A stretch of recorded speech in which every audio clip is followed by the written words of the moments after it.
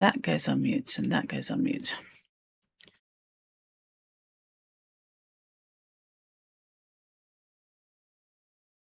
The horror.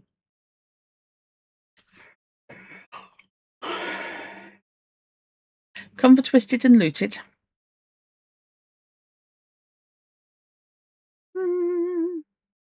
No, I cannot be buggered, and I also need to turn off my waveform because that one's wrong.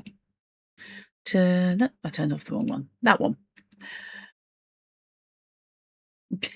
I can't be asked to do my makeup, frankly.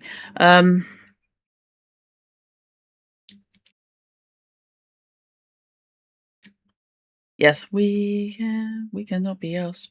Yeah.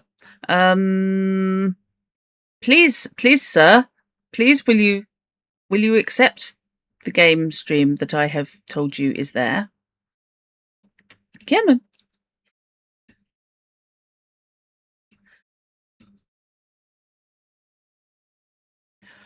Ah, we have imagery. We have peoples. Little peoples. Mr. Johnny. I really shouldn't do that because only you and me have heard the bloody thing. Okay, so.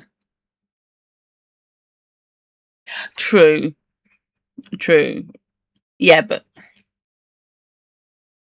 Yeah.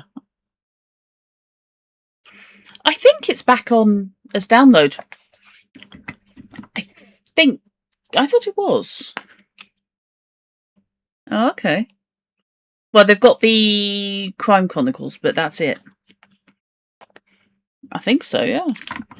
I think so. I'll have to check. Civilians evacuated successfully as what? Sorry, where? Who?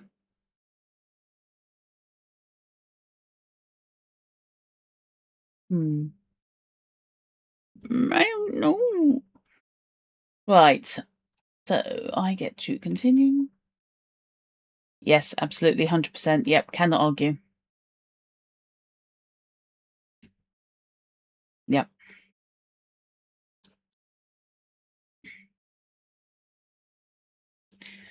Another version of video game? Yes, and oh god, yes. Well, we've had a remaster of Rogue Trooper. Oh.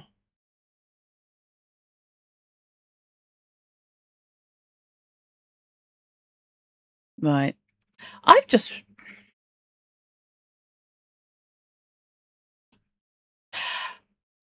after this game, it's awesome. Sorry, I've just realised you're not coming over my stream. Hang on one sec. That's better. Lieutenant Colonel Magistrate being graced with the benefit of not having to hear me. Well, they were, but now they're not.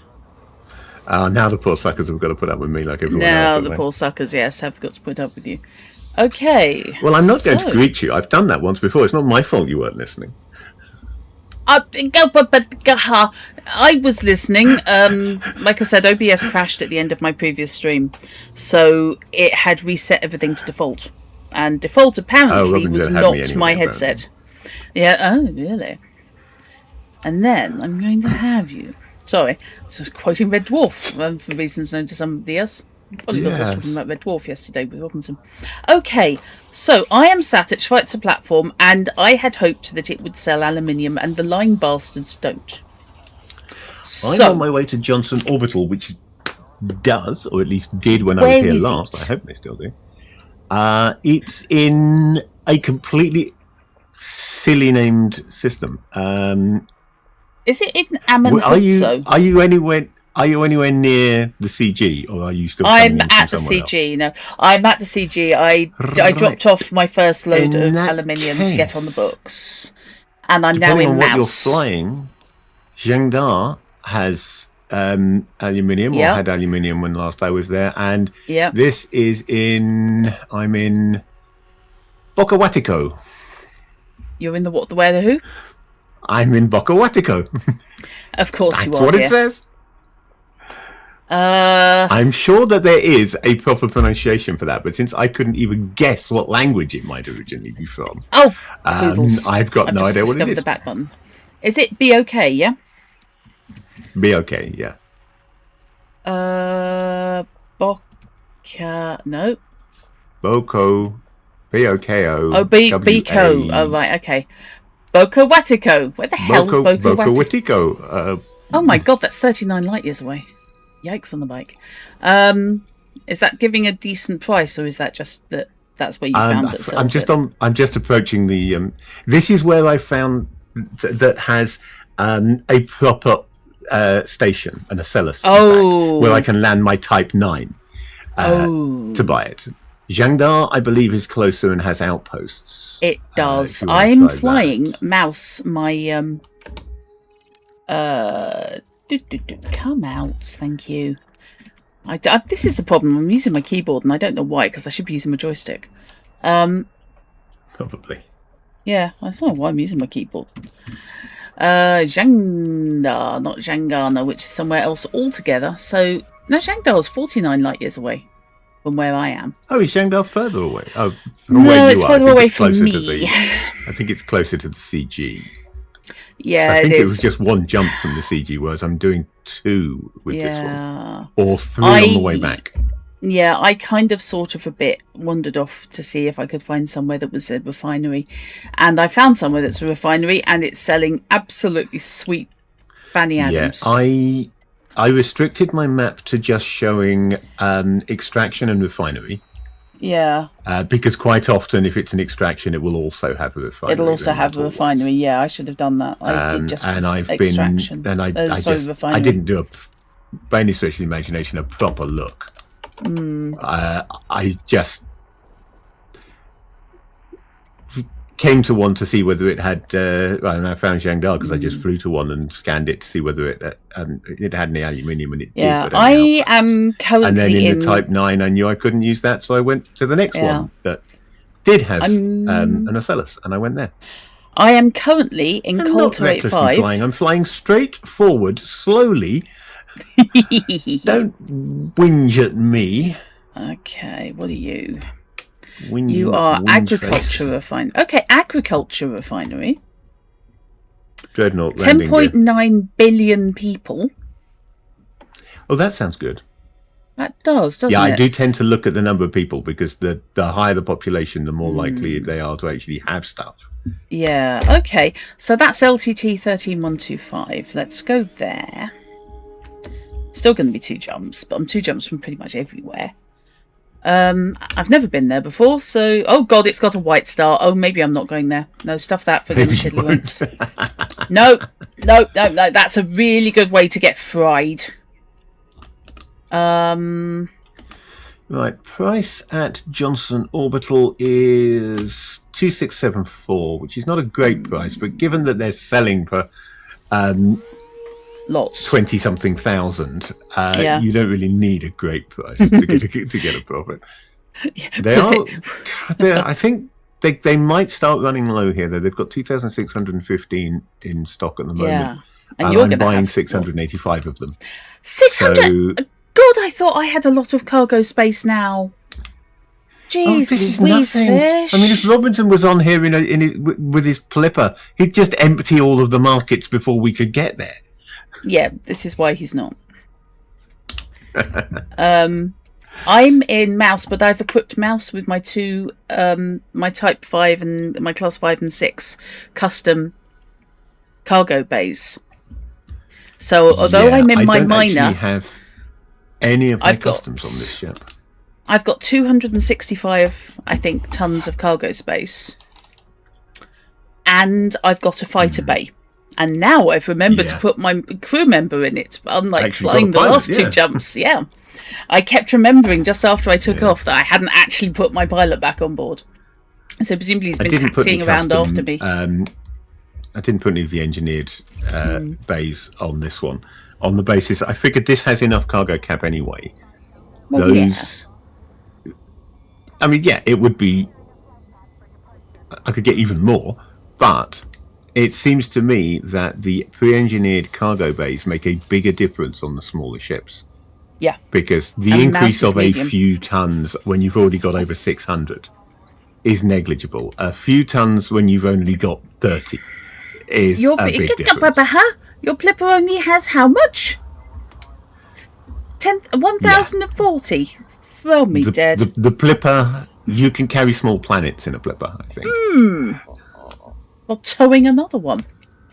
Okay, yeah, so possibly. Have I remembered to refuel and fix myself up? So you're less than 400 tons. You're less than an entire other Type 7. Or actually, no, because Type 7 doesn't quite make 400, does it? So you probably are approximately a Type 7 on top of my Type 9. So that makes the Blipper the Type 16 by my reckoning. Yikes on the proverbial. I hadn't realised how good the cargo bays were, because I hadn't really looked at them. Yeah, they are quite good. The engineered one, instead of 64, you get 86. So it's another 22 tons in the Class 6. And the As Class I say, when 5, you're dealing with 685 to start with, another 20 tons isn't really a big deal. So I thought they were better off on the smaller vessels. I've got an additional 33 tons, though, on mine. And also, this means that if I leave that in my minor... I think my Class 6 is currently on... no, it's not. That's on one of my other accounts. On Kiraiken, because she only has 2 ships anyway. The Class 6 is actually on her Highliner. So it's got 126 tons of cargo on the Highliner. Yeah. It's not great, but I can carry cargo with it. Yeah. I used the Highliner... now, because she doesn't own a freighter. I didn't think that there was a Class 6... free Class 6 bay, but never mind. My Highliner, I just put the Class... Yeah. One of them is usable. Oh, okay. But no Class 5. I can't put the Class 5 on there because the Class 5 bays are passenger only. Oh, okay. Oh, it was the other way around. Never mind. I bought one of my bays over in my Highliner anyway, and then I transferred it to my minor. Because I figure if nothing else, when it comes... Sorry. No, I figure when I go back to mining... it makes sense to have as much cargo capacity as possible in my minor. Yeah, the cargo capacity is still useful when you're mining. I was just going to say to Robinson, go ahead and take out that shield. What could possibly go wrong? While you're carrying 1,200 tons of expensive goods through the galaxy at a time when the story arc of Elite Dangerous is all about increased pirate activity. What could possibly go wrong for you? Looks at what guns she's packing, realising it's not much. Oh, I've got 3 Class 1 guns. Excellent. That's why I have a fighter. Yeah. And do I have point defence? Yes, I do. I did consider flying the Type 10 instead of the Type 9, but then I thought about the cargo capacity, and honestly, my Type 10 only has 35 more tons of cargo capacity than my Type 8. So under those circumstances, I may as well fly the Type 8. Oh, I hadn't done repairs. Which is what I was doing until I swapped to the Type 10. Okay, I'm carrying 20 tons of lovely ship. Yes, it looks like the cranes they use to load cargo containers on and off ships. But it's a lovely ship, that notwithstanding. This time. Okay, let's drop it down to only 10 units of limpets, just in case I happen to come across a high grade. Technically, I am losing out on 3 tons each run because I haven't bothered getting rid of the 3 limpets that I had in cargo. Well, I figure that I can pump out, I think, 4 limpets on mouse. So if I need to and I wouldn't mind if I spot any high grades, I can slip in there and pick up a bunch of materials. Because I've got access to a mats trader. I am on system and on my way to Pavel Chekhov dock. No, come on, Linda, for God's sake. I didn't actually hit purchase. Oh, yes, I did. Shit. So I posted on the Discord. I hadn't had a proper look. I'd kind of flicked through it, thought, ooh, that's nice. About the only thing I really remembered from the Operative's Handbook with Slay Industries before today was that it had the clip killers back in. Because I was really disappointed that the clip killers weren't in the core rulebook. But they're in the Operative's Handbook. They included them in the armor customization section. what they basically did was the game law is that the flip out trigger bar stuck, making them an unpopular weapon. But now that they're being incorporated directly into the power armor using the customization techniques, that's made them an effective weapon again. And this is the justification for bringing them back in now, having not had them in the core rulebook. I need my weight scanner. Deploy hardpoints. Yeah, there's a new race in there. There's basically rainbow-coloured orangutans, essentially. Oh no, I'm not retracting my weapons. Another of the conflict races that's available for being operatives in Slay now. All of the races are reprinted in there. Basically, the rules of the game and the character creation rules, including the options from things like the Shakhtar race guide, and I think a couple of rules that turned up in possibly Threat Analysis 1 have been brought into it. So the rules for everything that's been published essentially in terms of character creation rules are all compiled into the operative's handbook. So you've got the rules for playing the game, you've got gear, you've got the full character creation rules all compiled in one place. It's just literally it's all that a player needs to play. Nice. It doesn't have any of the GM information, but they don't need the GM information. So there's no need for a player. There's no need to get the core rulebook. You can pick up Operative's handbook and just make sure your GM's using the core rulebook. And that's everything anybody needs to play Slay Industries. Okay, cool. I'm just getting...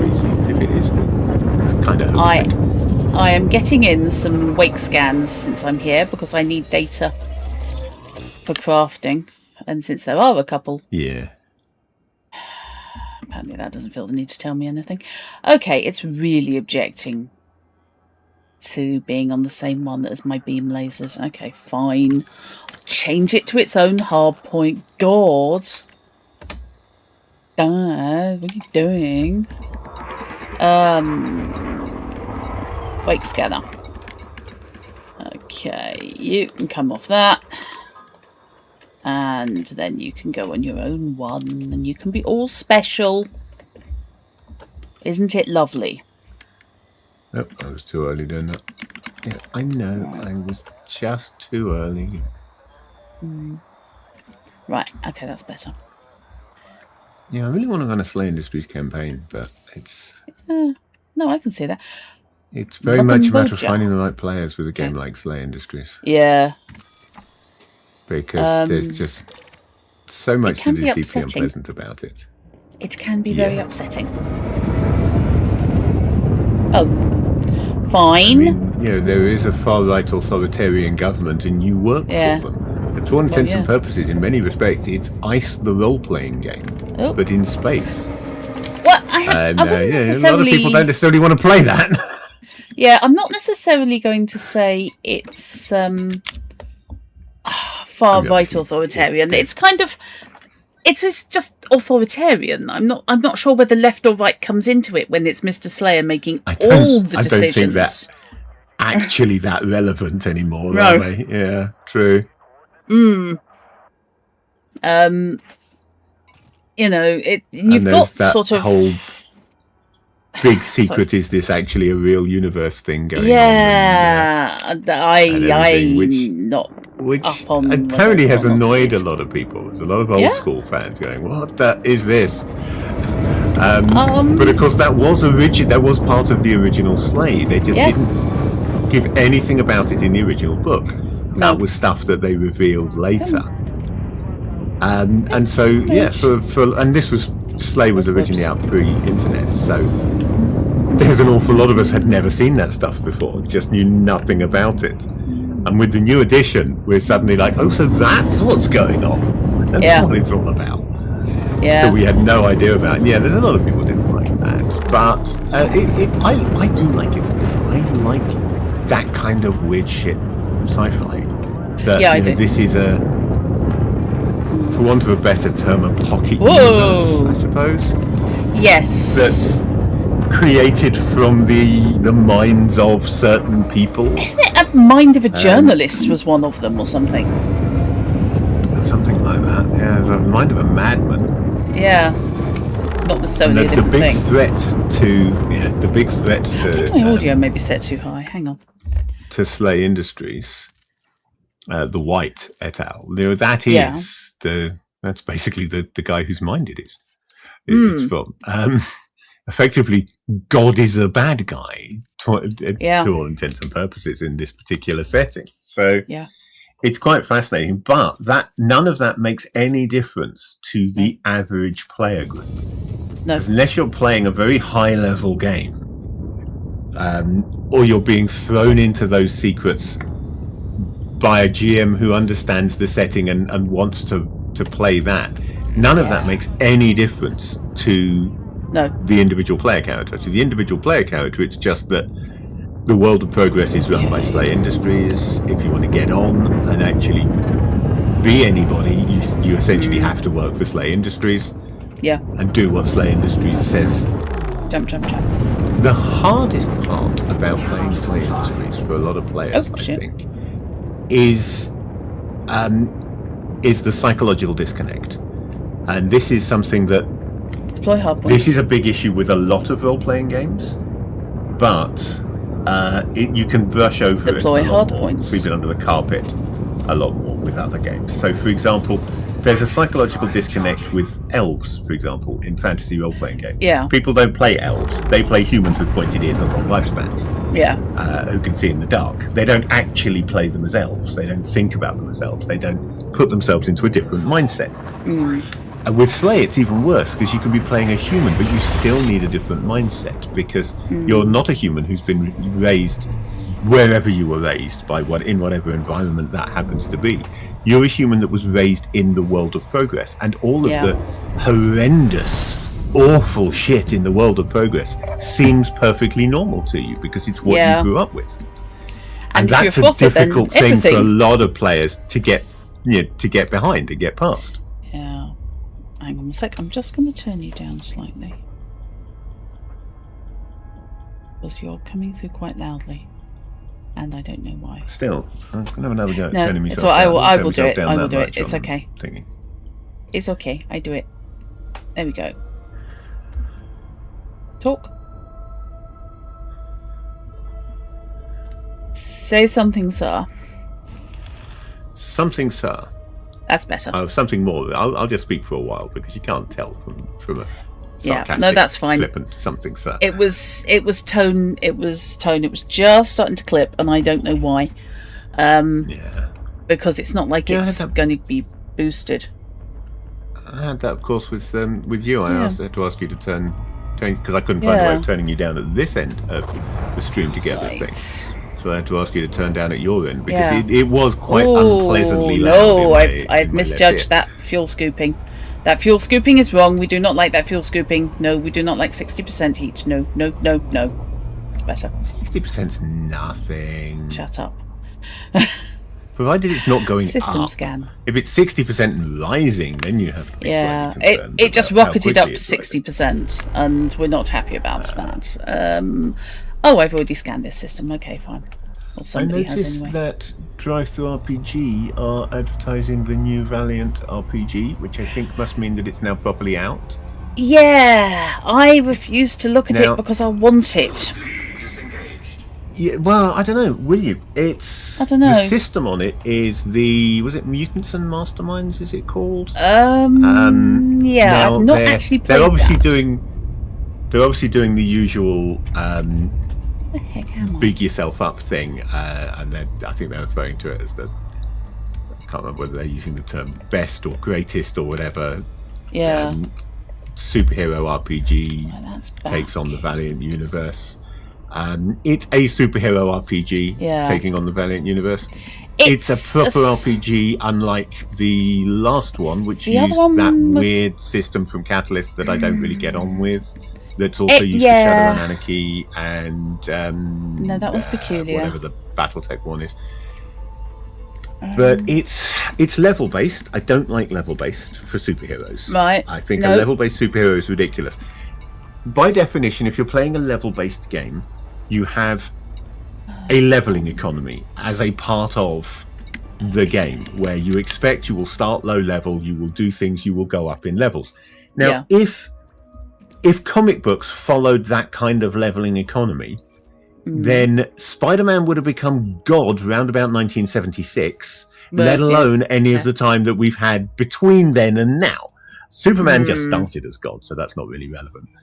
But yeah, characters in comic books do get more powerful. They do progress, but they do so really slowly over time, and usually through major milestones. Not just through normal, we've played a few adventures, so now my powers have got better. And so I don't like level-based stuff for superheroes.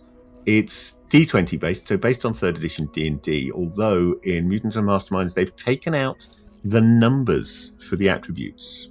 The ability scores aren't there, and replaced them with just the modifiers. So you no longer have an 18 strength, you just have a +4 strength. Which I can get behind that. For the style of gaming, I can see that makes some kind of sense. Because honestly, when you're dealing with people who can potentially bench press cars, is a strength on the scale of 3 to 18 really relevant? Yeah.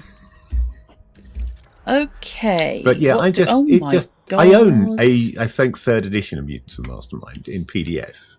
And it looks like a playable enough game if that's what you want, if you're into the level-based D20 system stuff. Yeah, okay, that's but it just doesn't. None of that feels right for superheroes to me. That's industrial. I've got a worry going on here. That's agricultural. Yeah. What do you mean you're industrial and agricultural? And I can't. Refinery and agricultural. I can't find anything. Okay, fine. What I might be tempted by on the Valiant Adventures, I think it's called, the new Valiant RPG anyway, is potentially to own it as source material so that you can work out the conversion from that system to something like GURPS or Hero or some other superhero system. Much like I did back in the day with Marvel, because we started out, the first superhero game that we were playing, of course, was Marvel Superheroes, the old... Face of it.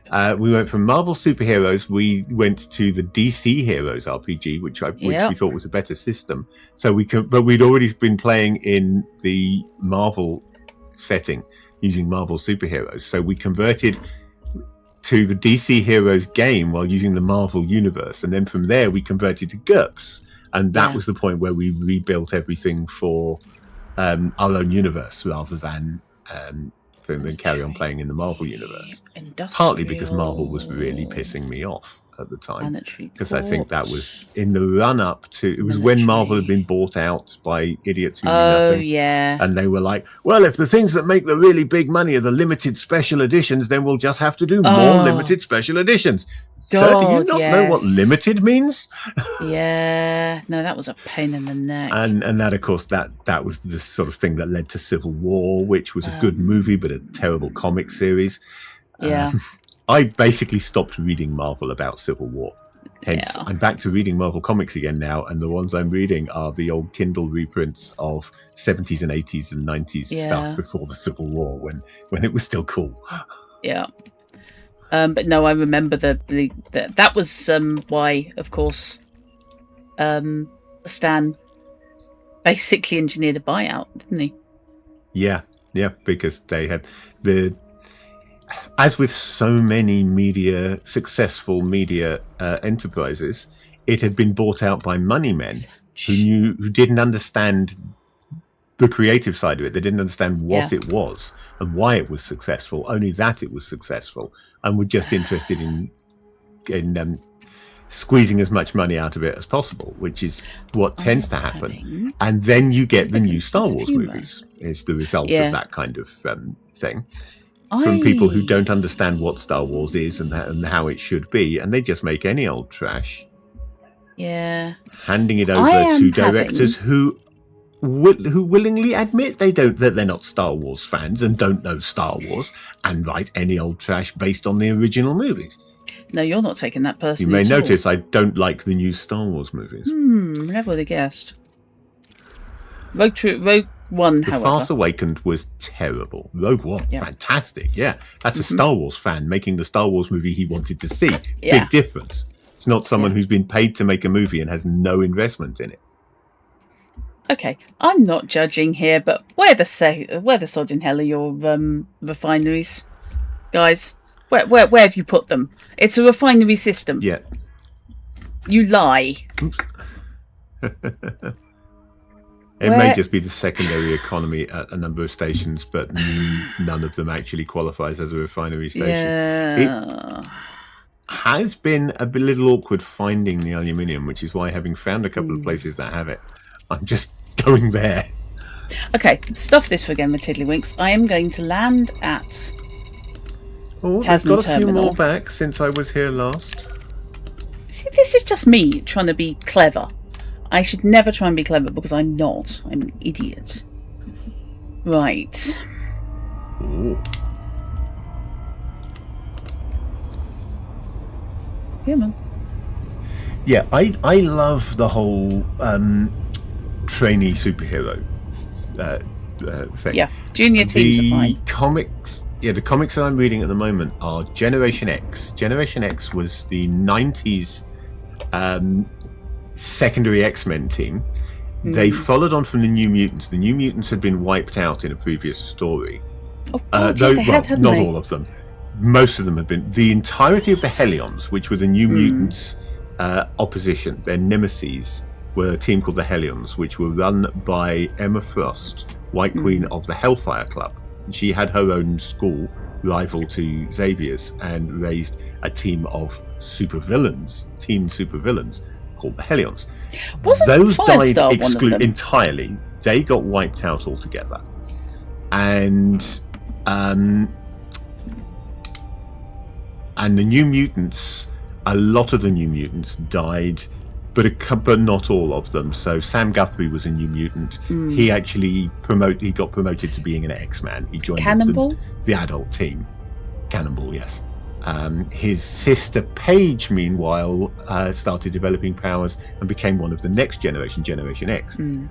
They had a whole big crossover storyline with the Phalanx, which was this really, really complicated, in fact, to explain, to be honest, because it tied into multiple previous X-Men stories to make it work. The Phalanx were essentially a bioorganic tech virus that was taking over mutants.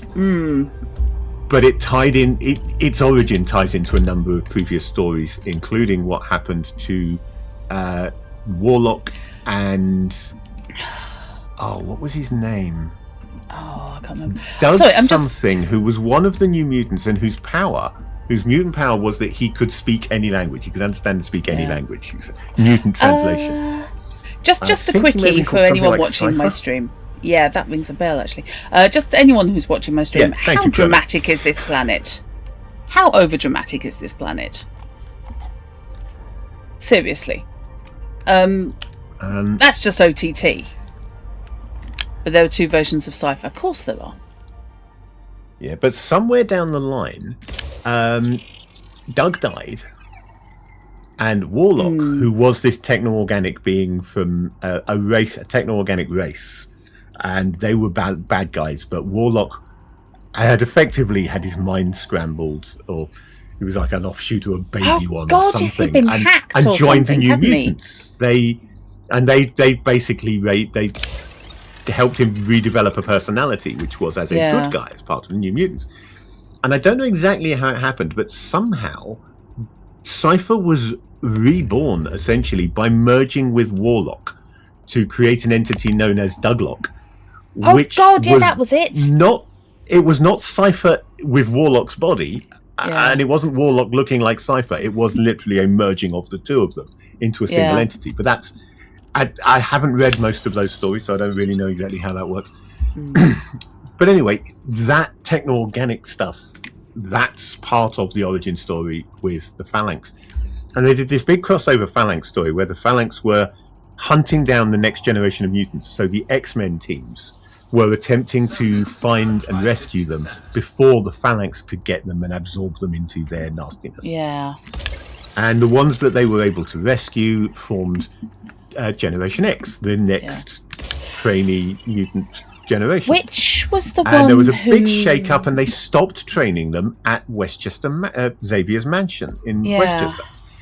Because by this point, having lost the Hellions, Emma Frost had come over to the X-Men, and she and Sean Cassidy, Banshee, became the new head teachers. And they started teaching them at her Massachusetts Academy instead, while the X-Men teams continue to train at Xavier's. Yeah. And I've been reading which was the one Generation X with stuff. the autistic one. It's really good. No, she's not autistic. She's epileptic. The one who has the absence seizures. Yeah, actually, they never... Well, I was about to say they never really explained exactly what I know why. I wasn't just going to spoil everybody across the internet over. Okay. But that's you know who I'm talking Generation about, X. though. Yes, that was it. Monet St. Croix. Monet, that was it. Who is the most powerful of Generation X, but zones out on occasion and literally just goes into a trance and pays no attention to anything around her. Occasionally when she does this, she will go full savant and do something weird, like making insanely complex origami creations, things like that. This is all actually there was a suggestion, I think it was either Sean or Emma suggested she was autistic, and they were that was it, wanting to get her checked out for that, but it's actually all down to her mutant power. And her messed that up. Her brother is the main villain in the early Generation X stuff. Though initially she doesn't admit that. Emplate, who drains, he basically feeds on mutants, but he does so in a very infectious rather than just parasitic way, so that he can actually infect them with his power, and they start. It's kind of like vampirism with minor vampires that serve the will of the master vampire, very like that, but with mutants.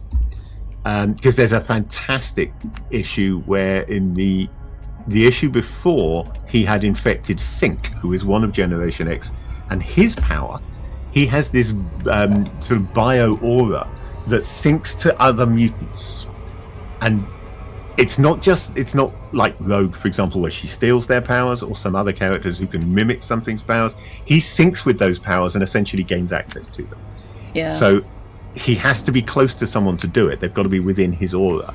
But this does mean that any mutant attempting to fight him, potentially he can sync with their power and be fighting back with their own power against them. But he can also sync with people's power and augment them. So he quite often syncs with Jubilee, and her fireworks become much more powerful when she syncs with Sync. Yeah, it's weird having Jubilee as one of the senior members, because of course she'd been in X-Men for God knows how long. Yeah, she voluntarily went back to join the second team because she knew she had a lot to learn, even though she had been adventuring with the X-Men for some time. She was still a kid, and she had a lot to learn. She had no academic education, and she had a lot to learn about using her powers, so she voluntarily went back to join Generation X. But in the issue before, where Emplate had attacked the Academy, he had infected Sync. So in this fantastic issue, they're hunting down Sync, who is currently acting like Emplate, and who has returned to, I want to say St. Louis, somewhere, wherever his hometown was. I did read all of it, but it's been a while. Basically going after his family, and they were trying to catch him before he killed his family, and it was an excellent story. The Generation X movie was not excellent. It had its moments, but it didn't quite know what it wanted to be. It was fun popcorn cheese, but it did not know what it wanted to be. And I liked Banshee. There were a couple of lines. It was mostly family friendly, except for, I think, they wanted to be a bit edgy, so there were literally like 2 lines, I think both said by Jubilee, which are distinctly not. She's the only one who drops F-bombs in it. I was also weirded out by the fact come from? That Jubilee was Hispanic. Yeah, that made no sense. They wussed out. I mean, I'm trying to remember She's Jubilee's half Asian, if I character recall. origin. She is, I think, she's half East Chinese. Asian. Yeah, I'm not sure what the other half is. It's possible the other half could be Hispanic. Or it's possible that being Americans, they just decided that they didn't want to give it to a Chinese person. I don't know. Yeah. It's also possible, maybe, that they decided he wasn't going. Or did Skin feature in it? I don't think he did he? Yes, he did, yeah. Because there was that bit where he was playing American football and somebody grabbed there was, the ball off him. So I was wondering whether maybe they had just like merged Skin's background into hers. But no, if he was in it, then they obviously did. Yeah. Skin was kind of the Ucky version of Spider-Man in many ways. Yes, Skin was kind of... I loved... There was a Halloween issue where Skin and Chamber, Jonathan Starsmore, the token Brit in the team, with no face. And I'm I love Marvel Comics of that era, but please, somebody should have told their writers not to try and write accents. Oh, dear God, Jen. Sean Cassidy, Banshee, is Irish. Actual Irish, not Northern Irish. He's from Era. His dialogue is always written Scottish because they didn't know how to write Irish. Yep. Jonathan, on the other hand, everything about his background seems to indicate that he is an upper class English person. And he's written like this. His ex-girlfriend is a lady something or other. But he is written like Johnny Rotten. And it's like, what are you doing, please? Please stop it. See also Pete Wisdom. Yes, Pete Wisdom again. Yeah. I did, however, love that wonderful Excalibur comic where I think it was Sandman specifically, but it was a bunch of US mercenaries under Silver Sable, I think, had been hired to attack something that Excalibur, as the unofficial British superhero team at that point, were protecting. And Sandman went head to head with Captain Britain, which didn't go well for Sandman, it's got to be said. But he said something, I can't remember the exact line, but it was something about sorting this out. Yes. Bloke to bloke. Yeah. Or don't people say bloke anymore either, because Captain Britain had already criticised his use of what he thought was English. And Captain Britain's response was wonderful, which is, no, bloke is okay, but it's Captain Bloke to you. Yes. Was that before he pseudo-died and came back as Britannic? Yes, that was before he pseudo-died and came back as Britannic, but it was after he started using the costume of Captain Britain from Earth, whichever other Earth it was, and completely changed his power set and look. Was still, however, knocking off what's-her-face, the green one. Yes, he was still in a committed relationship with a Fey Elemental, whose name I can't remember. Megan. Megan, yes, who could only function in the British Isles, if I recall correctly. Her powers were tied to the British Isles. She was. Yeah. She was like an elemental. She was basically an elemental Kami, wasn't she? Yeah, she was kind of cool.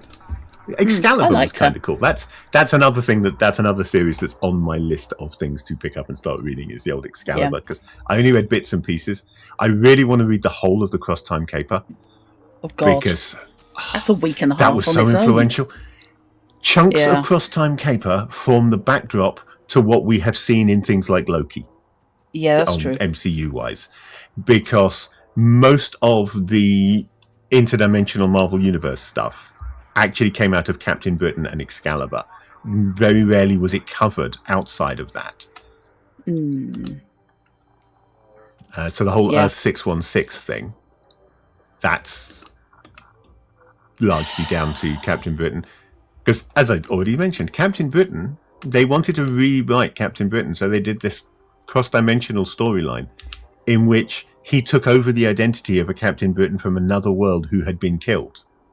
And he became essentially that Captain Britain, and he got a completely new power set and new costume as a result. Yeah, because he had previously had a magic stick, essentially, and put in real terms, he had this interesting little thing. It was like monkeys quarterstaff that grew and shrunk, except that it was it was Magitech.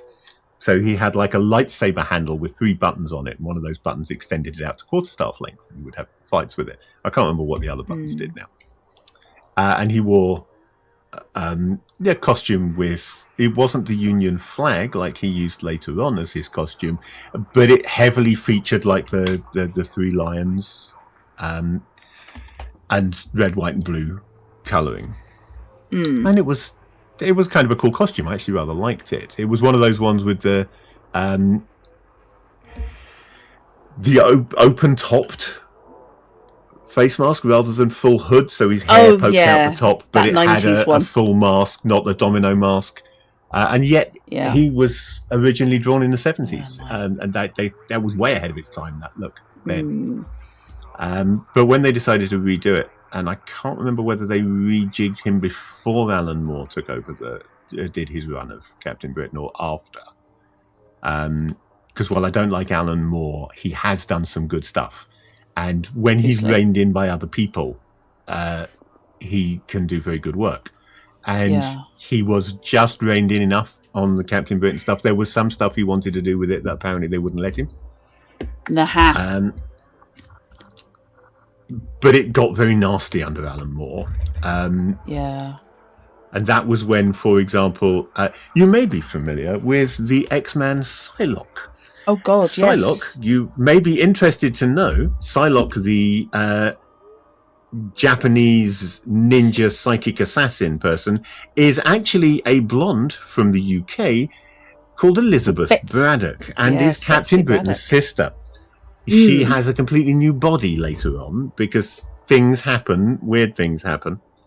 But she loses her eyes before she becomes Psylocke. She loses, or when she is Psylocke, who did that to her? But before she has the new body. And I think that was Slaymaster who did that. Oh, I remember what Captain did to him. A really nasty, psychotic. Yeah, that was the one with the rock, wasn't it? Yes. Yes, that was deserved. Yes, Drutt and Fish Not Fish. Come to watch Elite Dangerous. Stay to listen to us whiffle about ancient Marvel comics that are older than you are. Sorry.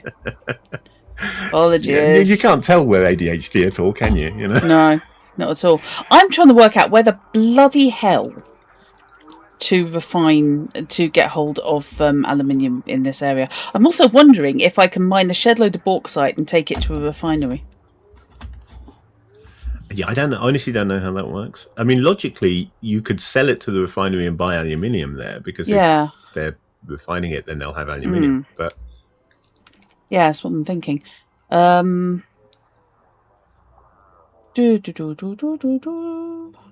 very common mineral, lying bastards.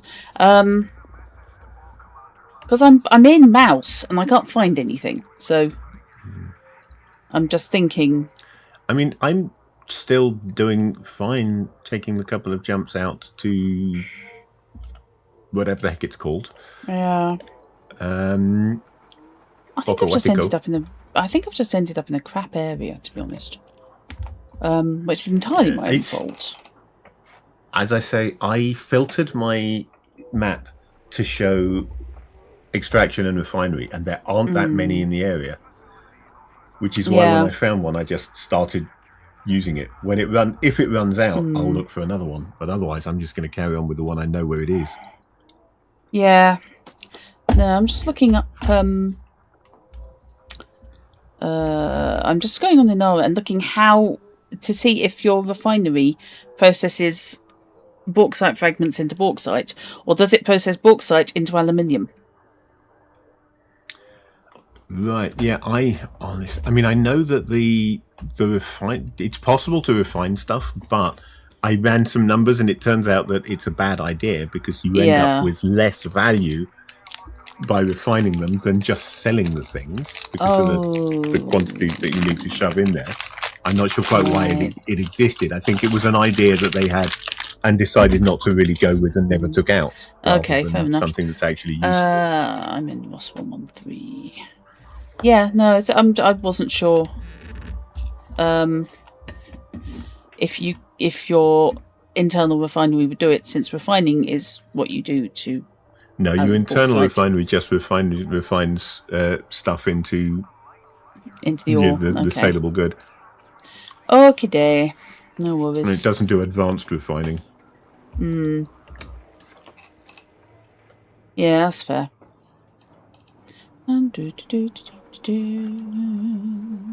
What price are you getting aluminium on? Just out of curiosity. That was a sentence. Buying or selling? Buying. As I said last time, it was about 2,600, I think. Okay. I'm on my way in there again now, so I can tell you the price when I get there. Right. Okay. Let's see if I can jazz this up a bit.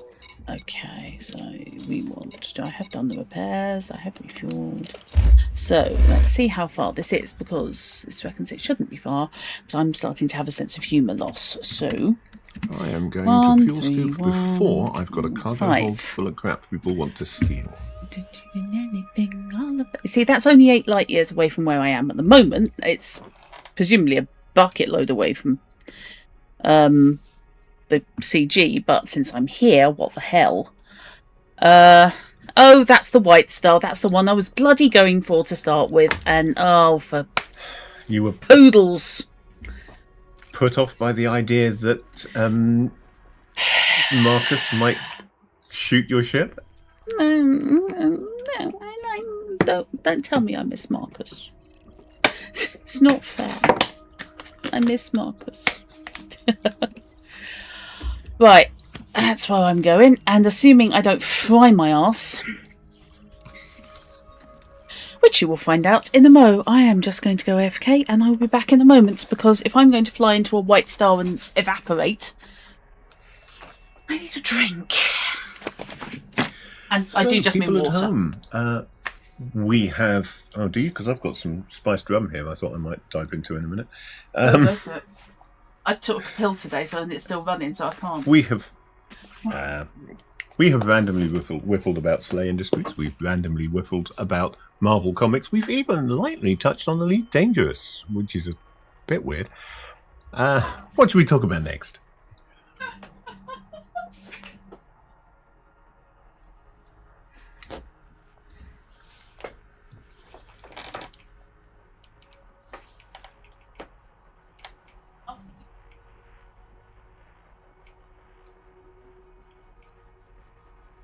How amazing you are.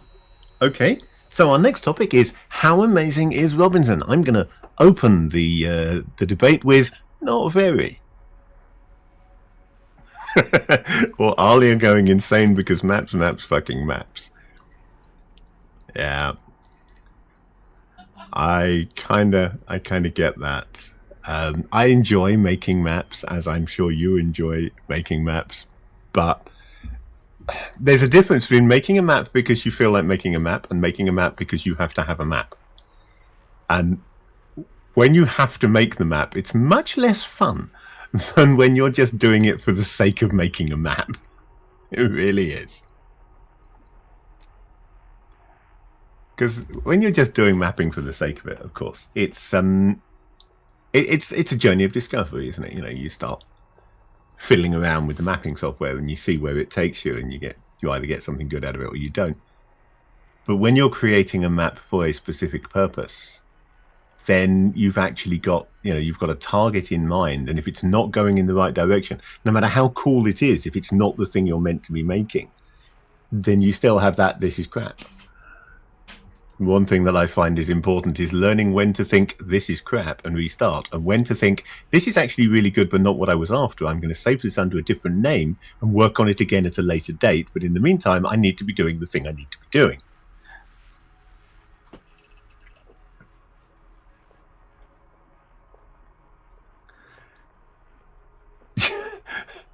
Yes, absolutely, because I do my best work when I'm being forced to do it by my players. So yeah, definitely that's the way to go, Robinson.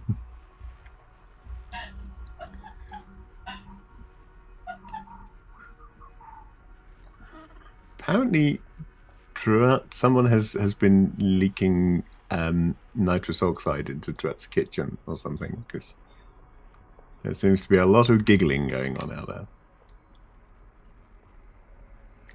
Private courier service. It's a Type 9. What are you couriering?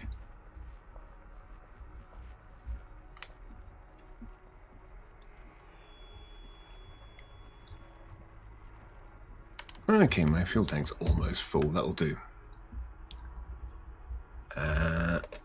Although now I don't know where I'm going. Going there.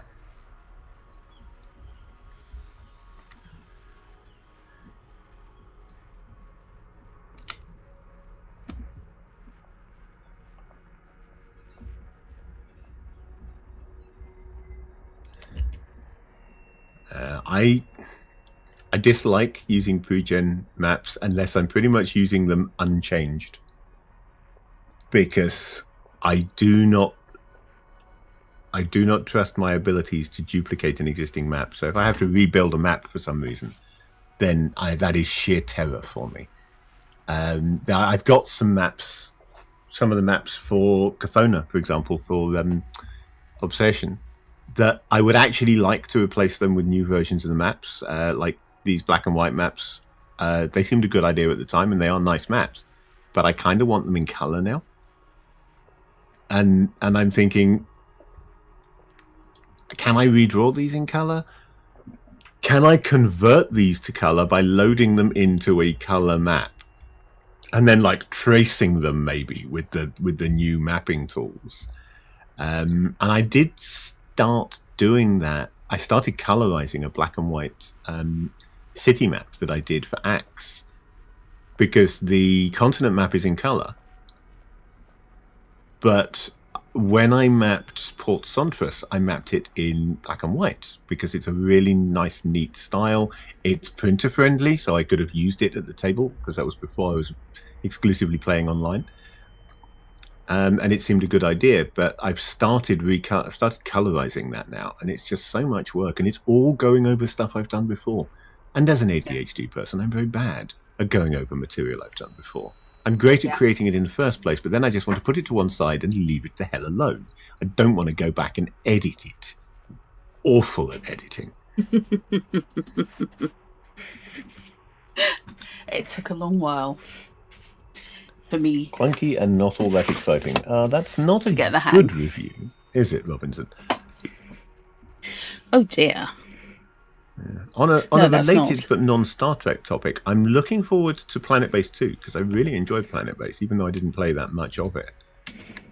And apparently Planet Base 2 is... I don't know whether it's incorporating elements of or just has inspiration from the other similar project from the same company, which is Dawn of Man, which also I played very little of, but I enjoyed. So I'm rather looking forward to Planet Base 2.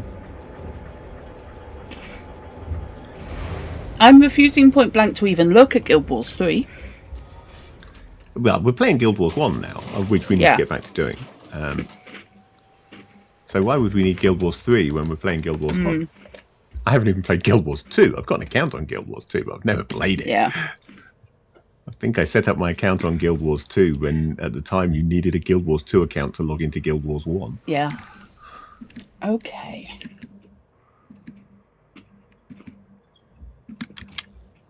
Oh, well. I shall certainly keep that information in mind. Unfortunately, I will be forced to pay you for it if you do. Yeah. Because it is a commercial project. And while I don't mind necessarily abusing my friends and players to redraw maps for my campaigns, for a potentially commercial project, I would feel beholden to pay. Yeah. And I don't have the budget for that right now. Okay. But we could certainly discuss it. See. Anything else? If I get to a point where I can seriously consider crowdfunding the release of Legacy of the First, then a part of my budget when figuring that out would possibly be to have some of the maps redrawn by people who are better than me.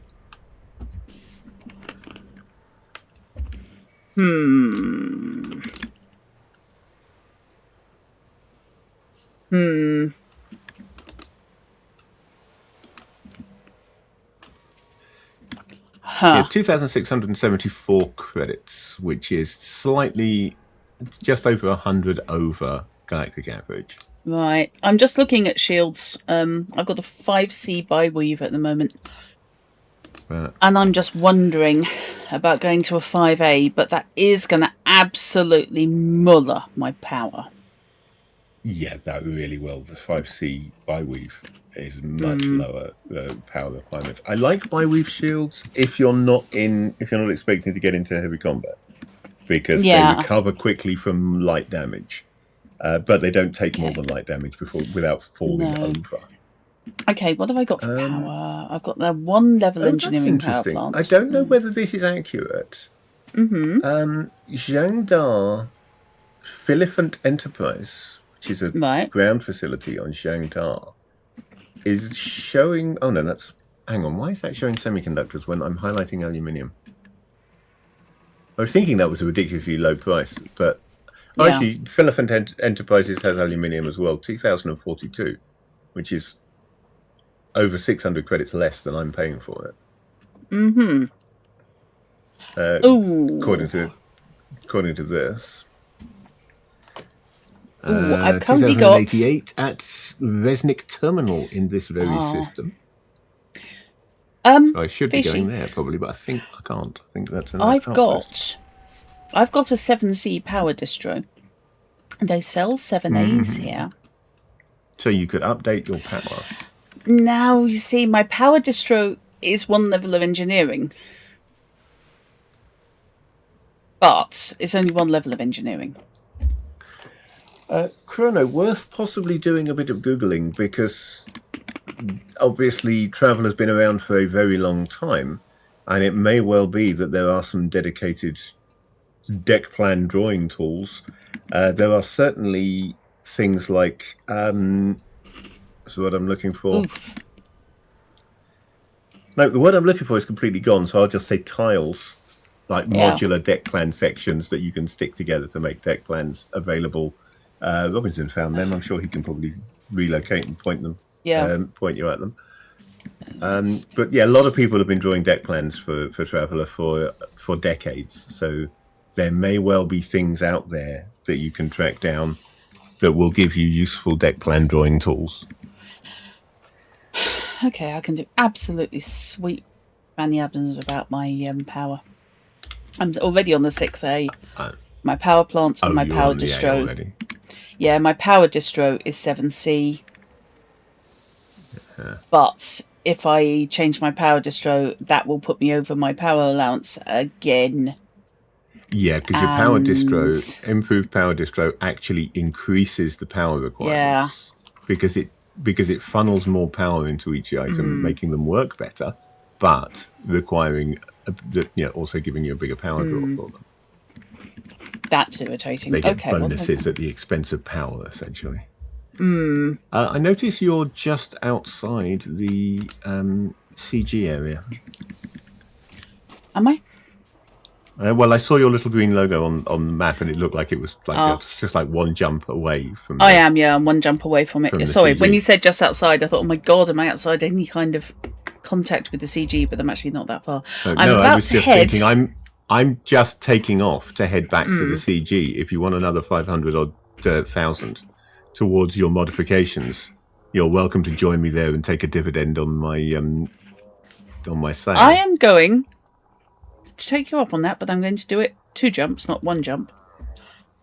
Yeah, well, I've got 3 jumps to get there, so there's not necessarily not necessarily a rush. Yes, I can fly. Honest, I can. I am going to go and fry myself at somewhere that allegedly sells aluminium, but I've got to get past an F-class star to get there. Good luck, soldier. Yeah. I need to spray laser reflect coating on that's my the word miner. I was trying to remember. Thank you, Robinson. Landing gear. Yeah, I'm regulating my speed, alright. God, you're so petty. That's because I'm speeding in a bleeding minor.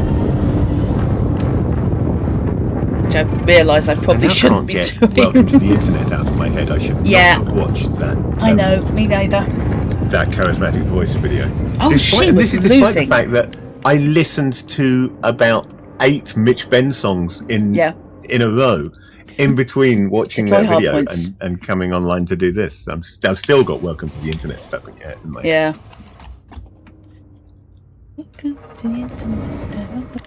Although it doesn't take too much of a mental shift for it to be replaced, I now realise, with Where the Fuck Are the NRA? Yep. Data mine wake exceptions. Yes, I need them for crafting at least 2 of the things I need to make. Alright, where's the other one? Come here, I'm targeting you. Why is this wake moving? That shouldn't be. Another thing, actually, on the subject of like Starship geomorphs.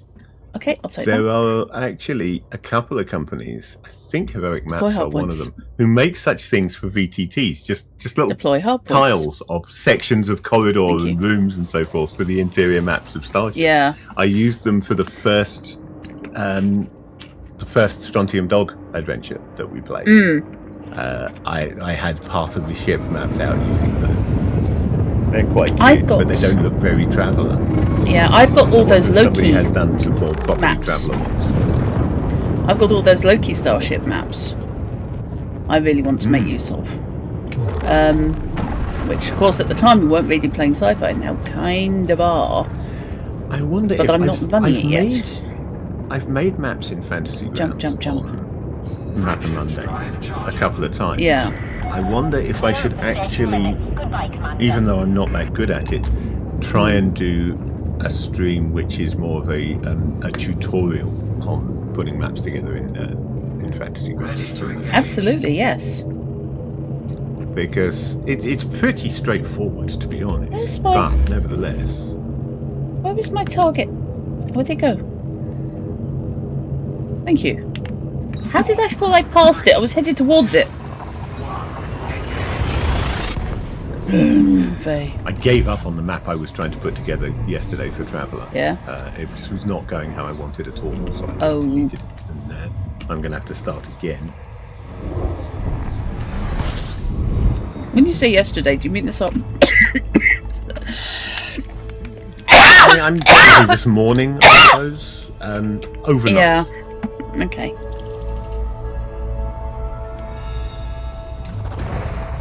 Right. Fuel scooping. My fuel scooping baby is driving me crazy. I mean, in part, it may just be that I don't have the right sort of assets for the post-apocalyptic, not quite wasteland that I want to present you with in Traveller. Do you ever have one of those I've come to the wrong place? Oh, all the time. Sometimes in game. Yeah, well, so am I. Wish I was kidding. I've jumped somewhere. I don't know where I am. I'm not where I was expecting to be. This, for instance, is the wrong place, despite the fact that... Oh, no, it's not. It just decided to start my list of objects in the system halfway down, with the result that I scrolled down looking for Velchik Dock, and it wasn't there. Because it was up. Okay, fine. You're going to put me somewhere I don't know. You're going to give me access to 13 celestial bodies. Fine, screw you. I'll do a system scan then. May as well make some money out of it while you've got me lost. You're just making shit up now. I'm assuming there was a slip of the mouse on the galaxy map and I just didn't notice. Sibicius 5. I'm in Sibicius. Why am I in Sibicius? Where the hell is Sibicius? I take it that the deck plans you need are custom deck plans rather than plans for extant ships that you just don't have a deck plan for, Chrono.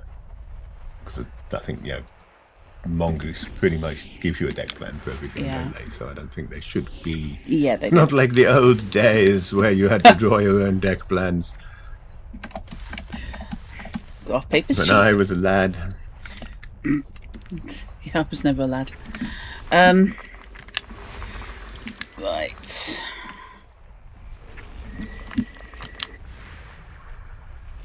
I'm going to get lost completely and just be found floating somewhere between planets.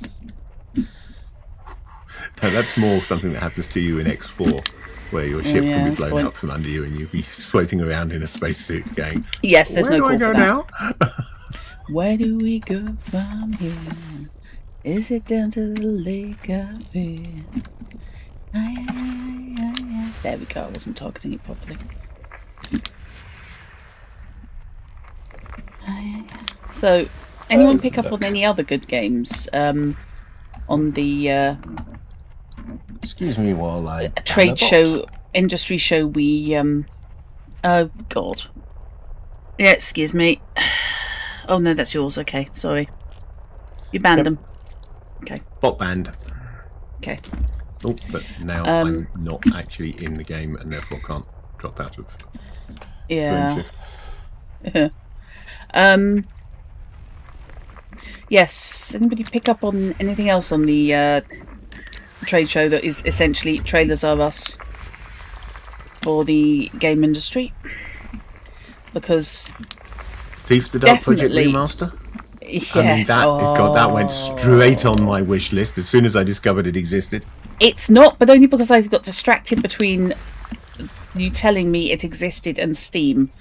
And the also Thief reboot wishing it was on okay, GOG. but it wasn't as good despite looking nice. No, it was alright. Yeah, remastered version of the original Thief. Yes, thank you. Yeah. I love Thief, the Dark Project. Absolutely bloody adore it. Thief 2 was interesting. Metal Age. Yeah. The just Thief, which was effectively Thief 3, was nice, but I think it got bitten by... One, but it didn't. Yeah. Because there was a Thief 3, and then there was Thief. Oh yeah, there was, wasn't there?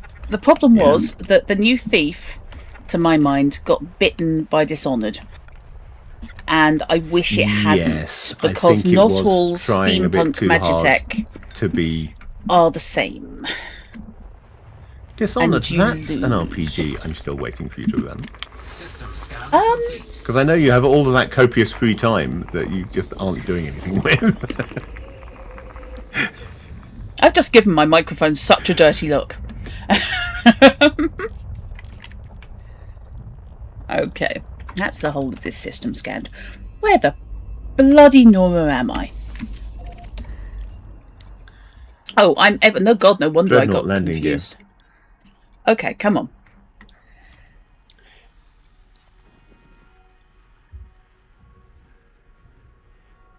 I came from Ross 113. I'm aiming for LT 13125, and that just wasn't giving me my next world as a target, so no wonder I got confused.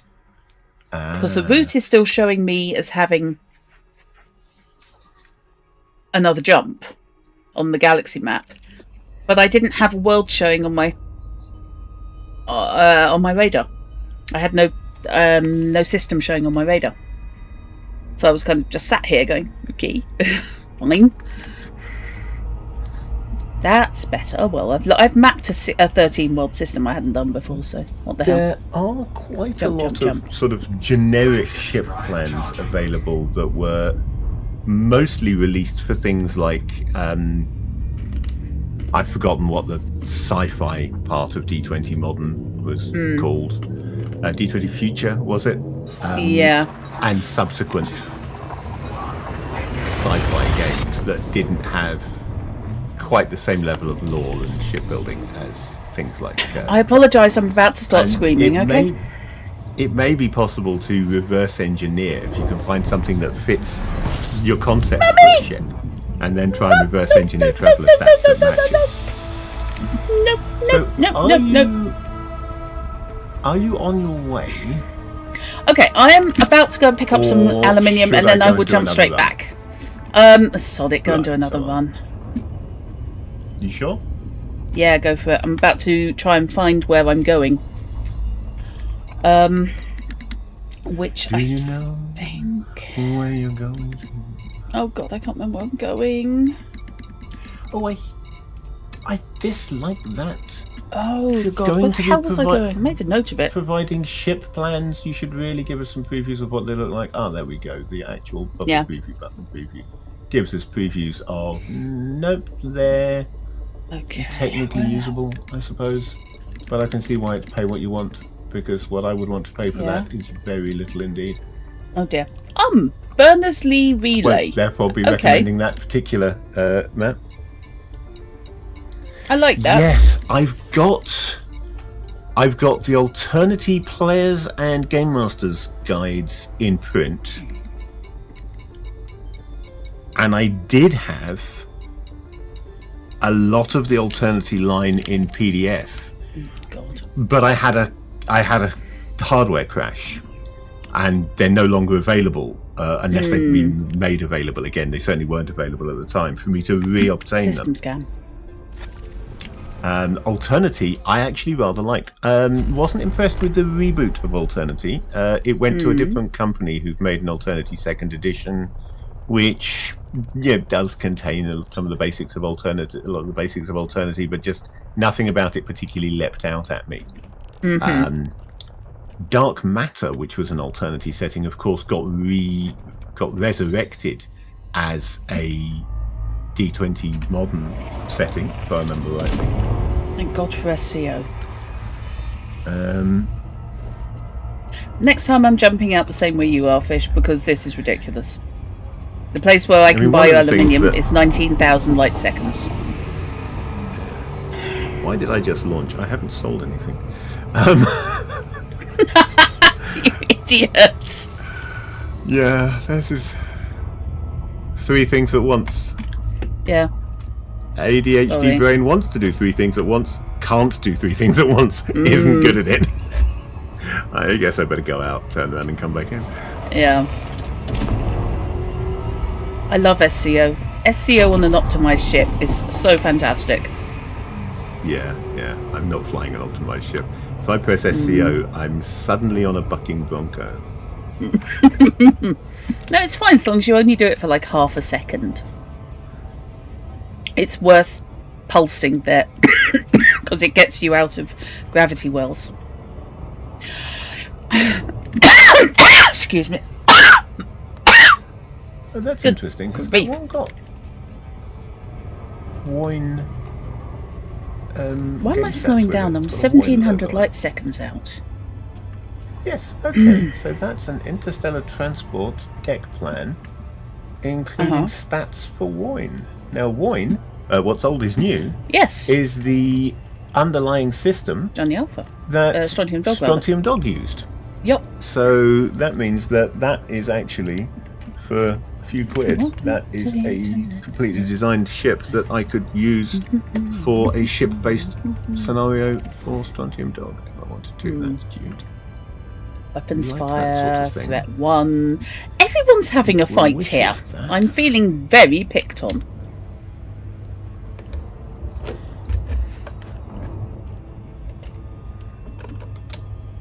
I don't like this. Everyone's having fights and docking. I'd like to come back, please. I didn't really mean to leave. I left the gas on. Forgot the milk. There it is. I was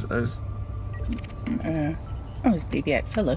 Having a row with somebody, and I stormed out, and then realised I didn't really want to leave. I'm sorry. Josco Dell sounds like a Star Wars name. Because they haven't got enough medium landing pads for you. I don't know. Inconsistent shield soaking. Okay. Is this just Planet of the DBXs? It's a team of 3 DBXs, and I feel someone's taking the piss.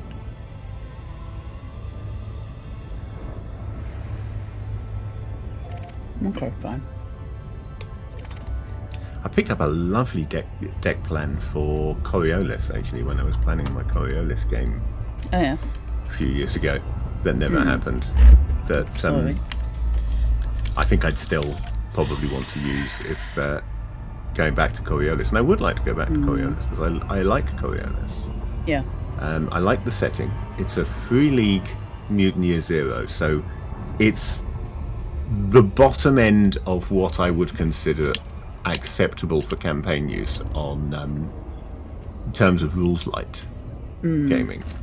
It's a bit crunchy here and there, but fairly rules light. To define it in accordance with the post I made on my Ko-fi last week, That's very it is probably low detail, medium crunch, I would say. It does have a very distinctive feel, though. Quite playable, and it's got a really good setting.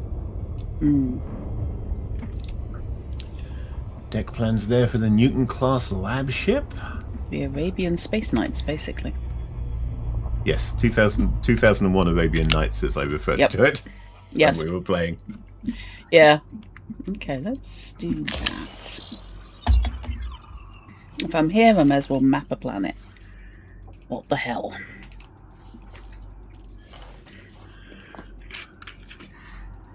Okay, I thought I was waiting here because you were coming. Are you mapping planets instead? No, I said to make another run, didn't I? You haven't made another run.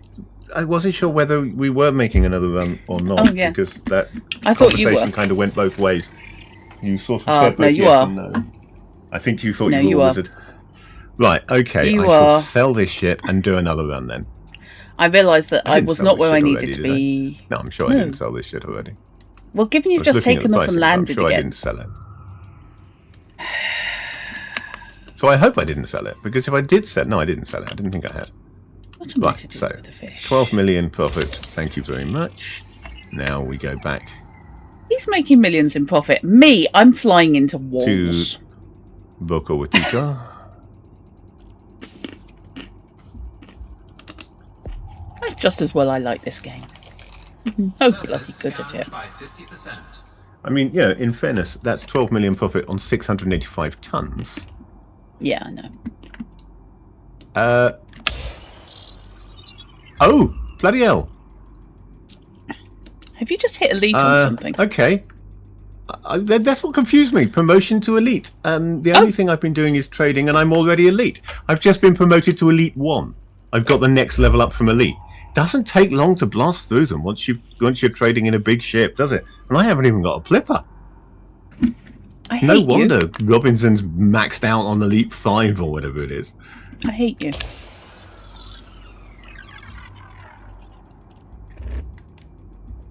I hate you officially. Well done. I am using CGs, which is cheating. Yeah. Because the profit on this at the current time should be nothing like that amount. It should be like 1/10 of that. It should be making maybe a couple of 100,000 on this run instead of 12 million. But the thing is, you're doing merchant, CG, and ranking up to Elite 2. I'm doing CGs, and I think I'm a tycoon, maybe. Which account are you flying on at the moment? Well, that's a sore topic. It is April Rahisha, right? So April Rahisha is the one who owns big ships. Yeah. So what kind of cargo capacity can you get on your Anaconda, for example? 300. Is that what it currently is, or is that what you can maximize it to? You are having a sodding bubble. Sorry, I've just scanned a planet on 189%. On the last probe. You bastard. Oh, for those who don't know, you don't need to actually scan the entire planet. If you hit 90%, that does it. I was going to get the efficiency bonus for being bang on. You little sod. Surface scan complete. Get weasel. Don't like you anymore. Nasty planet. Right, hang on a sec. Right, there's Morgan Terminal. I need to land. Now I can land.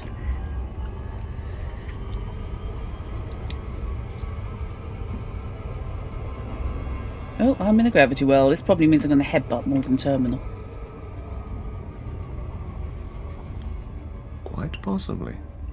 Yeah. I love gravity wells.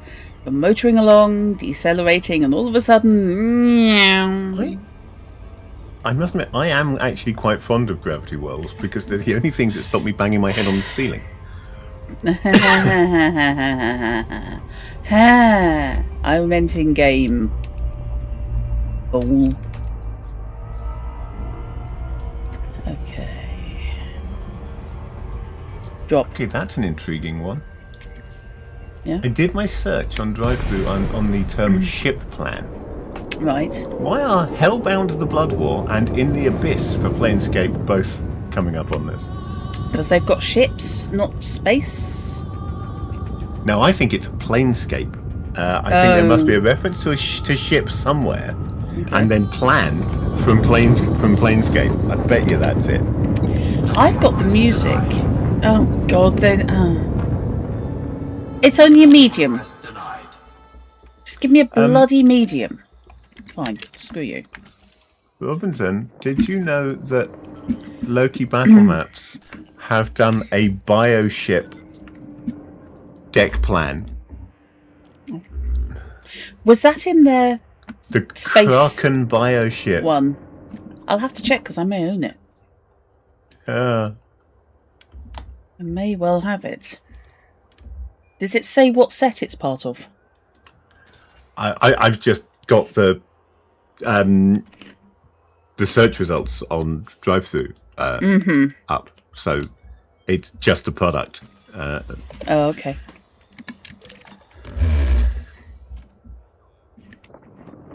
It's the wonders of having a second computer. Yeah, I'm stuffed until somebody else takes off, so fine. Stuff you all. Deploy hardpoints. You can't shoot them just because they're using your... No, I'm scanning a highway. God dear, I'm not the randomly violent one.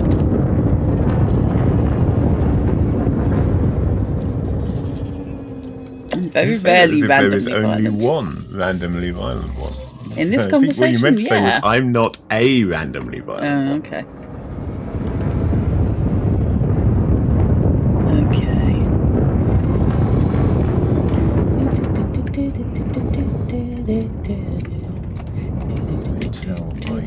Target. Target next. Frame shift charge detected. Oh, I've already scanned them. Boring. Right, they've taken off. Can I please have my landing pad? Anytime you want to stop, mouse. Any time. Are you channeling an aspects? Docking request Thank God for that. Right, okay. Oh, and it's actually got me pointing at my landing pad. Oh my God. It had to happen. Landing gear. Okay. Where do we think? Landing gear deployed. I think I'm pointing that way. I think I'm actually almost pointing the right way. Can I interest you in anything? I hate orbitals. They are so confusing. They are almost designed to be completely confusing. Because they can put their landing pads anywhere, at almost any angle. Yeah. You can just end up going round and round and round, and it's worse if you're in the dark side. If you're in a planetary shadow, because just... Nope. Docking successful. Engines disengaged. Yes, thank you. Right, let's get some repairs done because I suspect I'll need it. I can't repair! Oh my God! I want words with you, I really do. Okay, is this what I need to upgrade my weapons? Nope, I need modified consumer firmware for them. Okay, fine. Oh, look, fighting ships of the Shattered Imperium. I've got that one. That needs modified consumer firmware. I wonder what it is that needs... some point, atypical wake echoes. it might be fun to play a rebellion era campaign using the modern mongoose rules. Oh, there's a black marketeer here. Hello. Oh, and Ships of the Fleet from Jovian Chronicles. Those were fantastic books. I want to play. I want to run Jovian Chronicles. Nobody will. I want you to run Jovian Chronicles. I love mecha stuff. I can't run it as a solo. That's why I never did it before. Yeah. We always needed a group. Yeah. I don't think any bugger's interested in me running mecha stuff. Okay, if you do not sell... I think everybody's interested in you running anything at all. You just never seem to have any time to do it. That's the problem. No, I just didn't think anyone's interested. I'm paying too many things people want you to run. 22 credits per unit of aluminium. That's a pretty good price. That's 255 units. Thank you very much. That's 500 credits less than I was paying for high supply in this market. I can't land there. Yeah, but you can land there. I can't. Yeah. So it doesn't help me. Ew. Flesh from once living aquatic organisms sold as food. Prohibited in some jurisdictions. Fish, in other words. Mm-hmm. Wonderful description of fish. Mm-hmm. The idea that fish is banned in some jurisdictions. Maybe there are vegan planets. There could well be vegan planets. Yeah. Okay. Does anyone want to go to a kiss on the hand may be quite continental, but thorium bombs are a guy's best friend. Tactical thermonuclear weapons are a boy's best friend. Yeah. Send up a bellboy with credit cards. Yes, that's right. It was tactical nuclear weapons were a guy's best friend. The thorium bomb came from the line when he actually handed it to him. A thorium bomb of my very own? Yep. Okay, nobody wants to go anywhere with me. I thought, oh no, I haven't got. This is not my vessel with the passenger cabin, so you moron. God's sake, Linda. Get a freaking grip.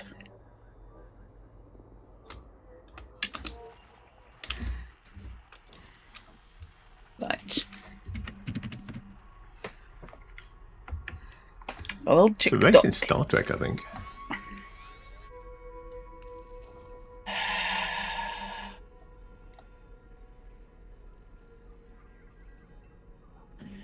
Well, vegan is used in at least 6 different series of novels.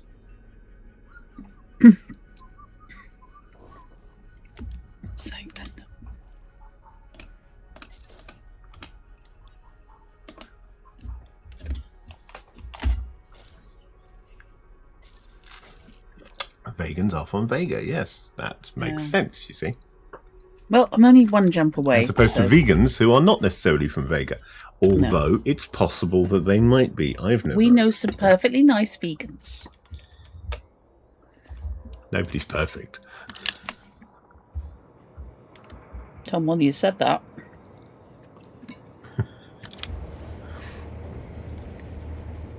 Are you going to just sit there and be in my way? Or are you planning on actually going out the door at any point?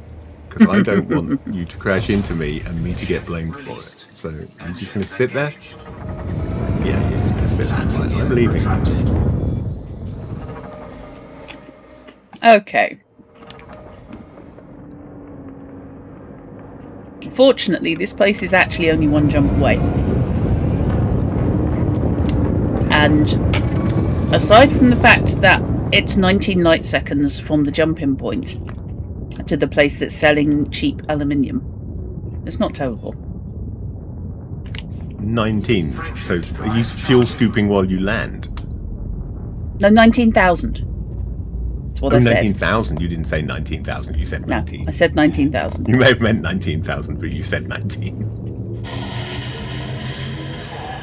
3, 2. Which is fine if you've got a SCO. Yeah. Bit of a schlep if you haven't.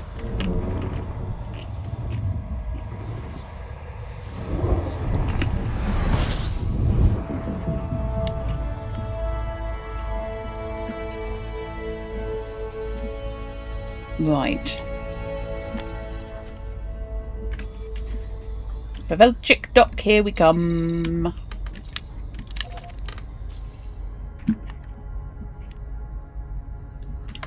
Vegan Autonomous Region. Oh, the humanity. What? Sorry. Oh, for goodness sake. Chrono was pointing out that the vegans are part of humanity. Oh, okay.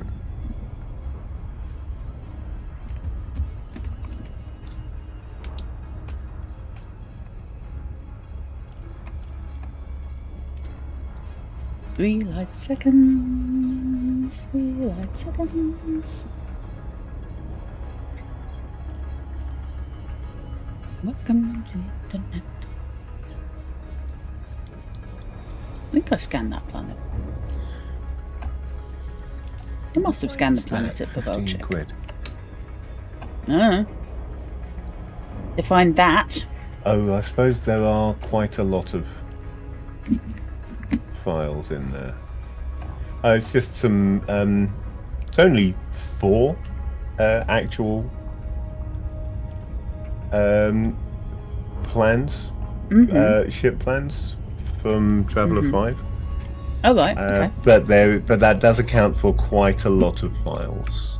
Ah, I was just wondering why deck plans for Traveller 5 was 15 quid, because that seemed like an awful lot for a few deck plans. It is quite a lot of files, but it doesn't really look like 15 quid's worth of files to me. Have I scanned that planet already? I think I have. No, I haven't. Well, I have not scanned the place with Pavelchik dock orbiting it. Well, I'm going to resolve that situation. No, I haven't done the actual surface scans of anywhere. I just scanned the system. I figured since it was here, directly in front of me, I may as well give it a go. Okay, that's either going to be completely right or completely bottom pan. So.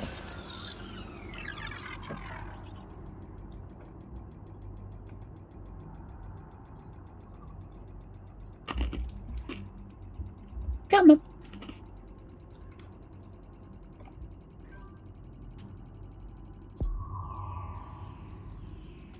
Surface scanned by 50%. Okay. 50% surface scan on 2 probes out of 6. That's not terrible. That's a good start. I'm up to 72. Okay, let's try there. Trouble is, it's always the mopping up the last 10% or so that you need to do. Oh, that's a D66 table document I may need to buy for use with Alia's character in Traveller. D66 reasons why the ship is crashed.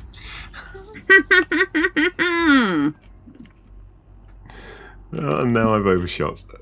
Loop of shaming. That is an actual legitimate loop of shame. I should have been looking where I was flying and not at Drive to RPG. Ideally.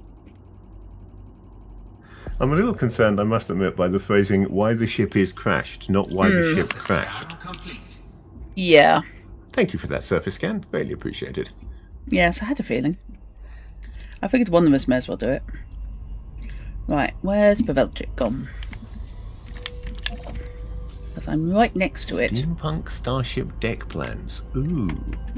Space 1889, anybody? Oh, I like Space 1889 in concept. I think I have it. I've got at least 3. I picked it up on a bundle of holding at one point. That's probably why I've got it. It was on bundle. I have several things in that setting. Well, not that setting, but that genre. Trouble is, every time I go near steampunk, I keep going back to rework on my Kidderies setting. And I can't decide if I should just make it a novel and have done with it. Unless we go Porque no los dos. Well, Do it as a novel And the game system. It is a possibility. Game setting, even. I just like the idea of, childhood trauma. It's kind of along the lines of what the clans did, only slightly less psychotic. Because it's childhood trauma bonding in the name of becoming adventurers. But without the whole enforced fascism thing. Drop. Is there any point without the enforced fascism, really? I mean, where's the fun? I do not like the clans. I do not like the clans. It's an interesting setting, but my God, they're messed up.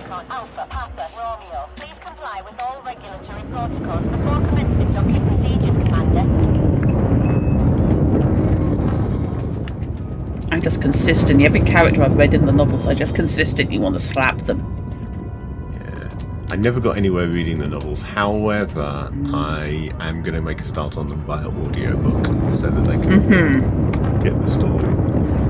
I've read Blood of Kerensky. Because I read the Warrior Trilogy and then I read Blood of Kerensky. The Warrior Trilogy is brilliant. I love the Warrior Trilogy. Yeah. Ooh, that's a dodgy looking Type 11 there. I'd better shoot it out of the sky before it can bring dodginess into this station. Yeah, bite me. Fish, I'm trying to remember, is Kaya Alard Lau, apart from being Justin's son, is he the one who gets clanned? Or am I thinking of someone else? No, is that one of I lose Kellhounds? Is it one of the Kell? Oh, it's Patrick Kell. Landing gear. Could well. Yeah, it's Patrick Kell, because they whinge at him about his names, and he's going, "Well, it's my surname. What are you going to do?" And they're like, "You cannot have your name because you have not earned it." And he went, "It's my dad's name. It's my name. Give it up." You've not earned that name. Yeah, say that to my brother. Yeah. I just remember Kai Alard Lau being Justin's son and being a bit tasty, but I cannot remember. Yeah, he was the one who became champion in Solaris. Well, after Justin died. Because Justin became champion. Yeah, that's right. Kai. And then you had Kai Alard Lau, who was what's her face's. Things get some weird connections between Davion and Lau as a result of those books, don't they? But and they do actually have some impact on the lore. Interestingly, yes, there are things that happen. Right, I know you're here. I saw you coming in, so I just landed. And you will get the stuff. Right, give me a sec. I will sell, and you will get the stuff.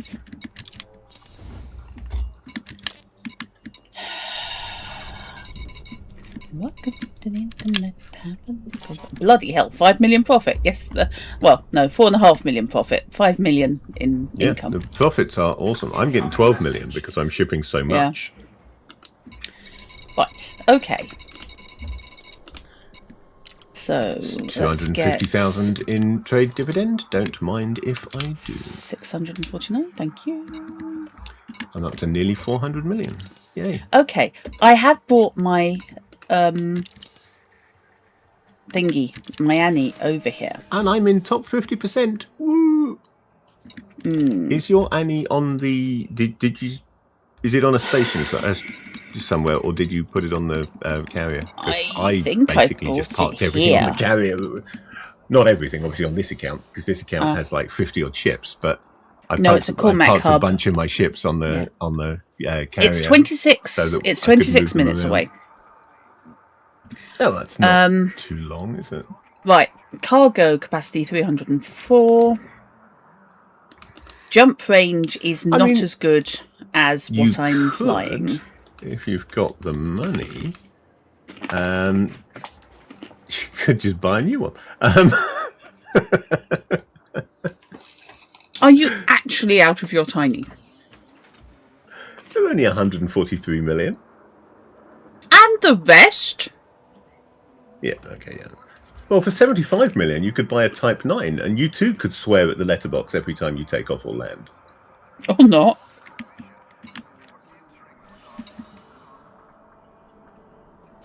Okay, so Silk Cut has an FSD laden range of 23 light years, which is pants by comparison. Because I don't think I have very heavy. I can only engineered hull mass 400 tons. Yeah, but a stripped down Anaconda used to have the highest jump range available in the game. It's been overtaken long since, but they were being used by explorers because when you strip them down, they had the highest jump range in the game. So yours must be heavy, not its hull mass, but just its overall mass with all the equipment. So I think probably the 4A beam laser, the Class 3 torpedo pylon. I'm not saying that's the multi-cannons. I mean, mine probably has an even lower jump range than yours. I forgot they had twin frag cannons. And another 2 beam lasers.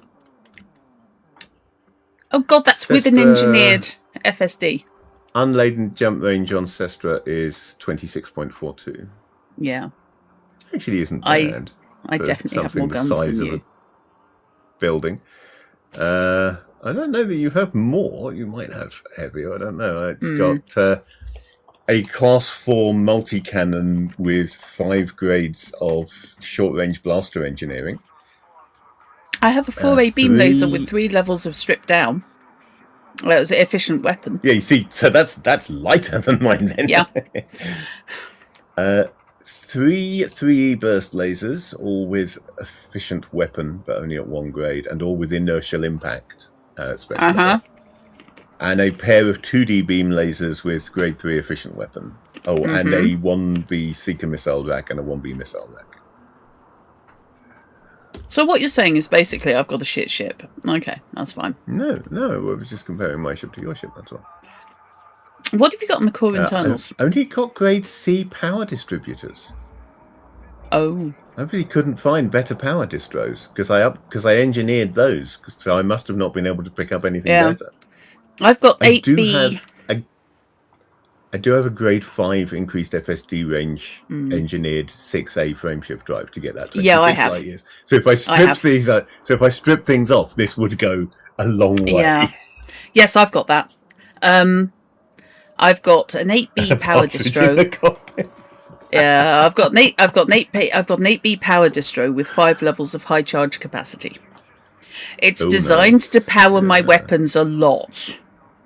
Yeah, I've only got 7A thrusters, 8C distro. As I said, with some engineering, but I wish I couldn't find better than an 8C. That's going to be a lot lighter because the C grade is a lot lighter than the Bs. Yeah, it's only got Class B thrusters with 2 grades of clean drive. 7A. No engineering on that yet. Yeah, I mean, 5A life support. Your Anaconda should be better equipped than mine because I'm trying to get so many ships upgraded that I can't necessarily spend the time and money on them all. Now, I haven't got a lot of upgrades on Tantivy either, but Tantivy could certainly give most things a run for their money, I feel. Yes, that's my Corvette. Oh, I'm not going near that. 2 huge Class 4 multi-cannons. Bloody both hell. with grade 2 short-range blaster engineering. A large Class 3 multi-cannon for good measure to back them up. That doesn't have any engineering. Yeah. 2 medium 2E beam lasers, both with Class 3 efficient weapon engineering.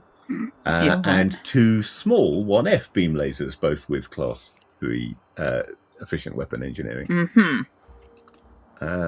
Still only an 8B power plant, 7B thrusters, only 3 grades of engineering on the 6A frameshift drive. I need to improve that. Oh, now that's got an 8A power distro with 1 level of high charge capacity power and with cluster capacitors. Nice. Special effect. Because this thing uses a lot of power.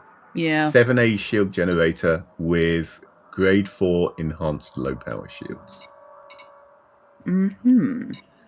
You know, that thing's actually got 288 tons of cargo capacity. It's I could ship an awful lot in my Corvette if I stripped out some stuff and replaced them with cargo banks, like the grade 6 shield cell bank and the fighter hangar. How many ships can we have on the carrier? Quite a few. Right. Quite a few. Because I own 20. Yeah, you're. I'm trying to remember how many you can have. There is a limit to it. Yeah. But I can't remember what that limit is off the top of my head. I would need to probably jump back there and find out. Because this is the account where I'm not getting rid of anything. I'm not doing as anal as you. And forcing myself to buy everything in order. No, it's just I needed a goal to focus myself on what I was doing in the game, and that was the one that I picked on, and it's working quite nicely for me. But it's now seriously slowed me down because, as I said, I've got nearly 400 million credits, but I'm 3 ranks away from being able to buy the next ship in line. Yeah. So earning this money is meaningless to me unless I spend it all making the Imperials like me. Okay. Is there anything which I could do. I could go and make the Imperials like me, but I think this account has probably done enough on this now. So I am going to head back to the carrier. Yeah, I was going to go to the carrier, summon all my swap ships. Accounts. Ah. Lucky sod. Okay, that's murder. Robinson reckons it's about 40 ships, which sounds like it could work. Because the carrier, I think, has the same limit as the station does. So I think it is about 40. Okay, so I can't summon all my ships. Okay, fair enough. No worries. Discrete power failure required. I've left some of mine. I've got a dozen or so ships on the carrier with this account, and then the rest scattered in 2 or 3 other locations around the galaxy, including some at Shinrata Desra, just to show off because I'm elite. Because that's what you do when you're elite. You go to Shinrata Desra just because you finally can. Bog off. No, they don't have a buy one get one free there, just a 5% discount.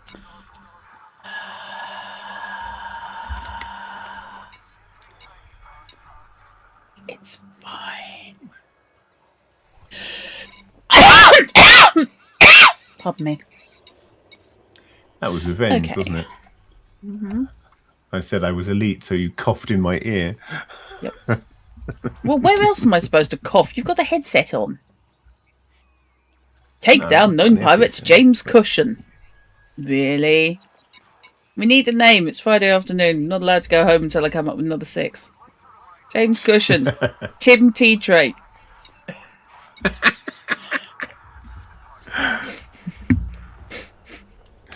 I like Tim Tea Tray. That particularly appeals to me. It does, yeah. I might have inadvertently come up with a character name there. Kill, murder, kill. I'm sorry, you're offering 20? 20 million? 24 million? 20, how many do you have to kill? 90! That's the kind of mission. Yeah, there we go. That's the kind of mission that I'm going to want to be looking for when I get back to Imperial space. That's probably my fastest way of ranking up. Is going to be to do kill missions for the Imperials. Yeah. Threat level 8. No shit. Okay.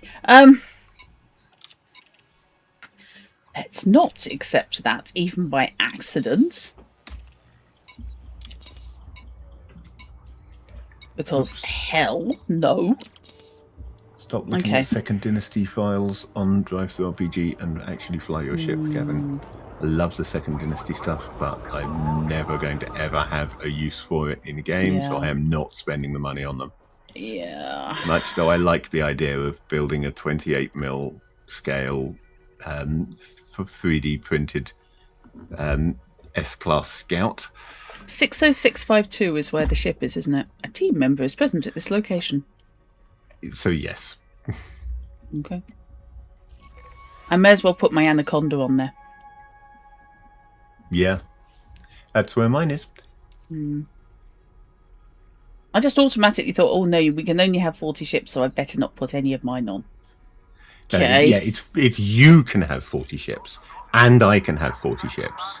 Oh! And Robinson can have 40 ships. Oh, I thought it was 40 ships in total. No. It's per person. Oopsie. Excuse me while I just do. Oh, the Galactic Archive have elevated my reputation to friendly. Okay. Cool. That would be because I just sold a bucket load. Yeah, no, if we could only have 40 ships on there in total, then the 5 million credits would be an absolute swizz. I would not be standing for that. Yeah, no, okay, that's fine. Name you'd fully accept in Ruins. Fair enough. Landing gear. Landing Which gear. one? Tim T Train? Landing gear Yep. retracted. Can someone please make a note of Tim Have I got a name for my character yet? Can I quickly rename him to Tim T Train? I don't think I have a name for my character yet. I'm not sure. Oh, there you go. You can have Tim T Train. Yes. Maybe Tina Tim Tray. Tina T Tray, even if I can say it, I can have it. Tina T Train.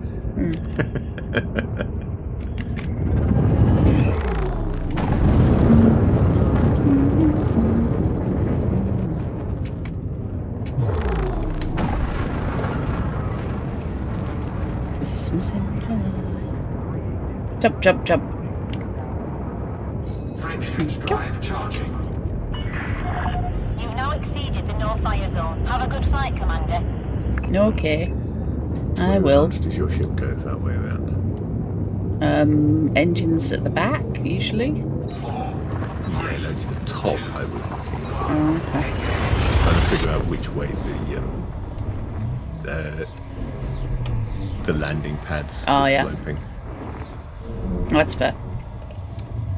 Christmas in your life. Welcome to the internet. I'll never see. Okay, someone's named the carrier the Grateful Dead. Fair enough. As you do. fuel scooping. Right. Scoop some fuel. System scan. Not sure I've done this one on this account. Possibly. Yeah, okay. Wonder if they're any good. Fuel scooping complete. Yeah, whatever.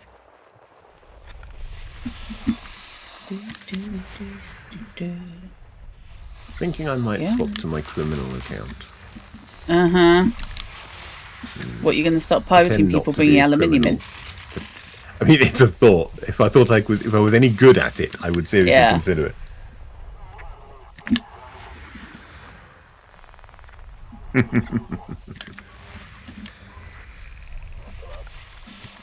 Don't scan me now.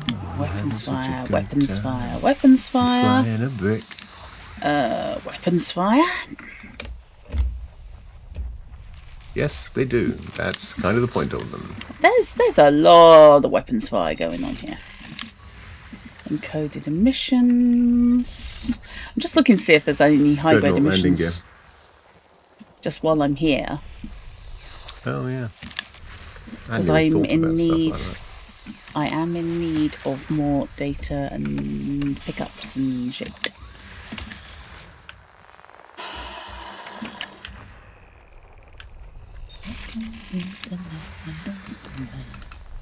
Yeah.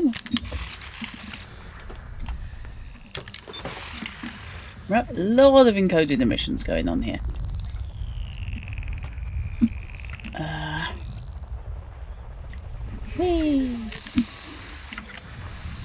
Convoy dispersal. Interesting that it goes convoy dispersal, weapon fire, convoy dispersal. Almost like the convoys are being fired on. Particularly want to drop into any weapons fire ones, because, you know, it's not faction weapon fire. God, it's not power play weapon fire. Big ship. Yeah. I've just you're type 9. My type 9. Oh, yeah, that'll do it. I mean, I've got bigger. I've got a Corvette, but it's still a big ship. Yeah. The Corvette is sodding huge. The Hoyton Asda.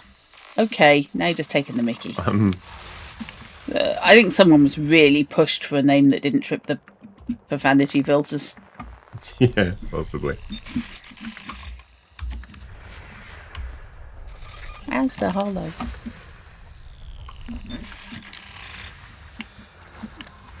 Or the most boring place in Britain, called Grays. I mean, come on.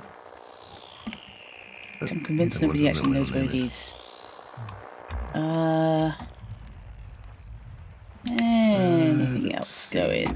Probably not. Yes, I do, because everything's in the direction of the command deck, apart from the vault. So I'm going to go this way, and I'm going to leave myself in the pilot's lounge. Somebody I've just found is a prog rock fan, because you're telling me Star Dragon's Rest. I mean, come on. Does sound rather like, doesn't it? Hanging out with the Grateful Dead, as it is here. Yeah. Literally, someone's named their set the ship the Grateful Dead. I mean, come on. Right.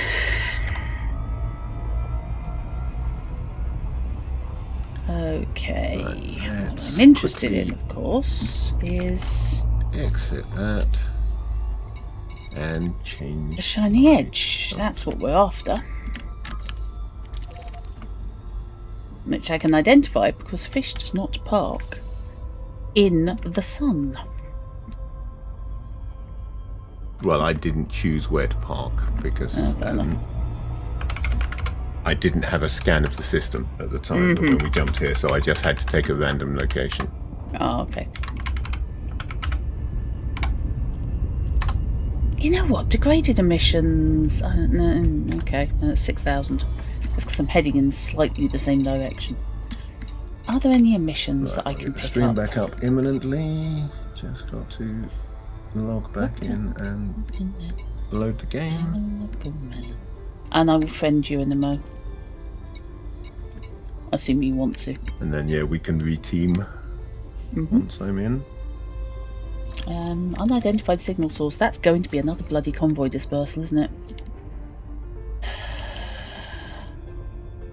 Because the last 3 in that direction were... Oh no, weapons fire is the other one. Fine, fuck it, you know what? We're going to take that one. I'm going to go and explore some degrading emissions. Are you indeed? Yes, because I'm miffed.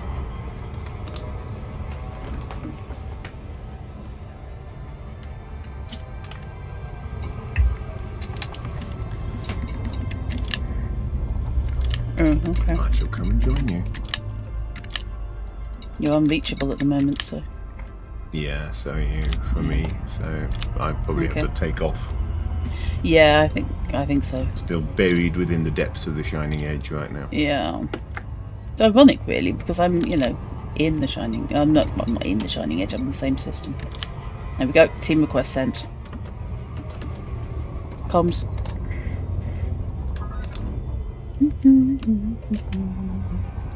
Okay, so under the circumstances then, I guess I will just jump to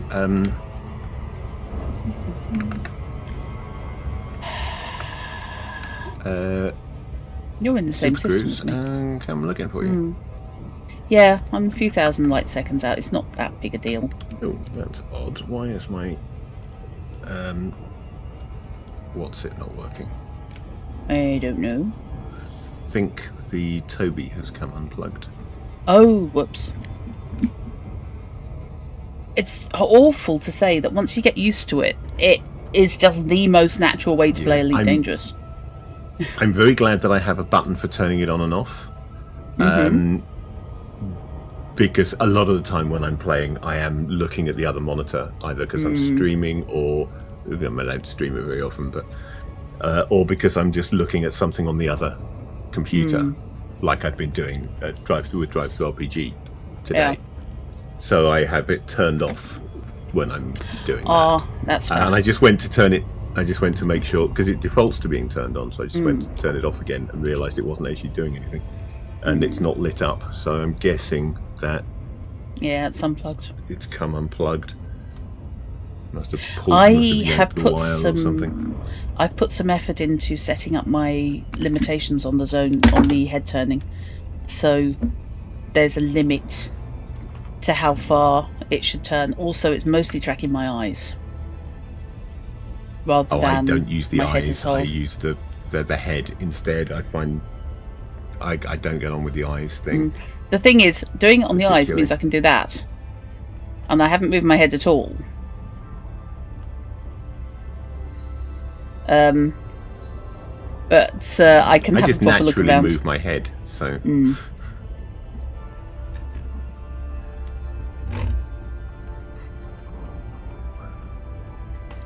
I'm just trying not to fidget too much.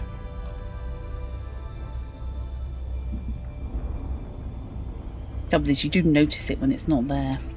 I spent 2 hours trying to get it working on MechWarrior 5 the other day. I did some Googling and I found some ways of potentially making it work. But they're all quite complicated and involving 2 different third-party pieces of software that you I was using OpenTrack, I think it was, and yeah, that's one of them. The profile for MechWarrior 5 did not work, or the setup for MechWarrior 5 didn't work. Setting it to Tobii Eye Tracker as the source device and mouse simulation kinda did, except it didn't then hook into the game. So it was giving me the mouse coordinates in not as far OpenTrack as I had thought you might be.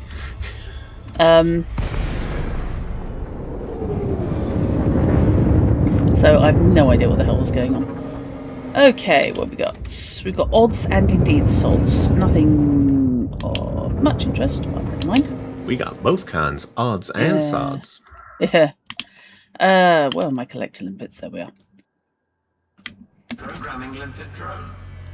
A cargo scoop. Blues Brothers in ages. Cargo DVDs. deployed. No. Oh, it's the dodgy pirate type person coming in. What am I picking up? I have no idea. I haven't looked. I can't be bothered. Galvanizing alloys. Okay.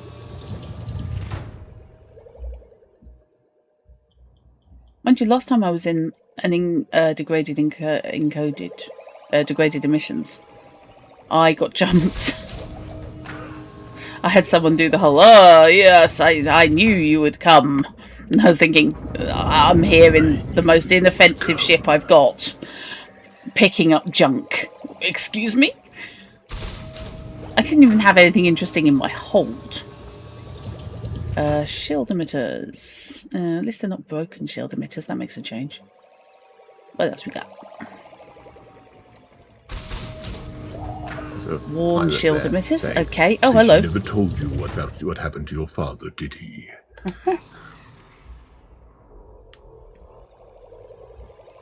Not the most thrilling spot anywhere. Sorry. Salvaged alloys. Okay, fine. What else we got? Oh. The stuff here is pants. Yeah. Norgelstorm 2. What happened to Norgelstorm 1? I sold it. Flight assist Oh, okay. off. No. Flight assist back on, please. Why have I got flight assist toggling? toggling? This is not the account. This is not the account where I'm collecting all the ships. So therefore, I only have like 3 ships on this account, and I sold Norgelstorm 1 and replaced it with Norgelstorm 2, which is this one. Yeah. The absolutely lovely Corsair, which is a I like the Corsair. cracking vessel. Yeah, it is. It's very nice. The only thing it's missing is a fighter bay. True. See, I'm now trying to come up and get a look at you so I can show my stream what the Corsair looks like, and you're flying away from me. Stop. Sorry, I was actually just flight assist offing. Yeah. I will stop flight assist offing, and I will actually just stop. Yeah. Could you turn your running lights on? Just so I can actually see and not run into. That's better. Turn down the high beams. 500 meters away. Okay, now you can turn the lights off. That's fine. As I've now found you. Ah, yes. The stealthy life of the pirate. What, with the bright red colour scheme? Yeah, I mean, look at that. And It is a all the lovely guns. looking ship, though. Yeah, isn't it, though? Yeah. It looks like... if there were Romulans in Elite Dangerous, this is what they'd fly. Yeah, absolutely. Night Chrono. Good night. I got shot up your engine then. Oh, okay, that was interesting. Oh, I can see a new cockpit. Whoa! Nope, stop. Thank you. You've got grade A thrusters. Stop it. Yeah, that's as close can I get without the shields twinking. That's probably pushing it, to be honest. I'm getting proximity warnings. Oh, there we go. I always love that you can see your hollow me. Yeah. And I think Hamus came out looking right for Hamus. Yeah. Yes, I can see there's a blonde person. Yeah. But yeah, I can see that's Hamus from here. Let's have a look. There we go. Deploy hardpoints. Deploy hardpoints. No? Not having it? I'm not allowed to deploy my hardpoints? Fine, screw you. You might not want to deploy hardpoints at me. Have you seen the guns on this thing? Yeah. Although you do have a fighter. Yeah, I do. So... But you've got guns. You've got actual guns. Cargo scoop. Retract. Yeah, I was just trying to attract my cargo scoop, to be honest. 2 gimbal beam lasers, a burst laser turret, and 2 gimbal multi-cannons, to be precise. That's nice. I'm trying to remember what the command is, actually. What the actual button is. Figure out why the Toby isn't working. Oh. That's rather annoying. I usually just unplug it and replug it. That's just me. Hang on. I may have just been tracking the wrong cable. Oh. Yeah, Yeah, that would do it. Just check. So the Toby sits just in front of where my HDMI cable plugs into my monitor. So I was tracking the wrong cable. Yeah, that would do it. Unplugging it and replugging it.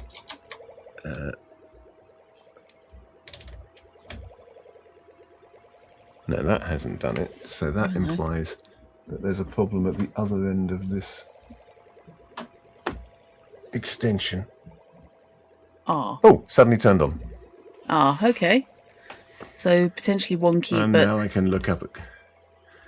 So there we go. It's I'll have to dig behind there and make sure that it's secure. Possibly tape up the connections on the extension. But now I have a look around. You know, I said I was offering to get you one of those desk edge USB hubs. I've got one. It's I didn't realise you had one of those. Yeah. It's no use to me for connecting the Toby. It's in completely the wrong. Toby's in completely the wrong place. There's nowhere I can put it there that would do me any good.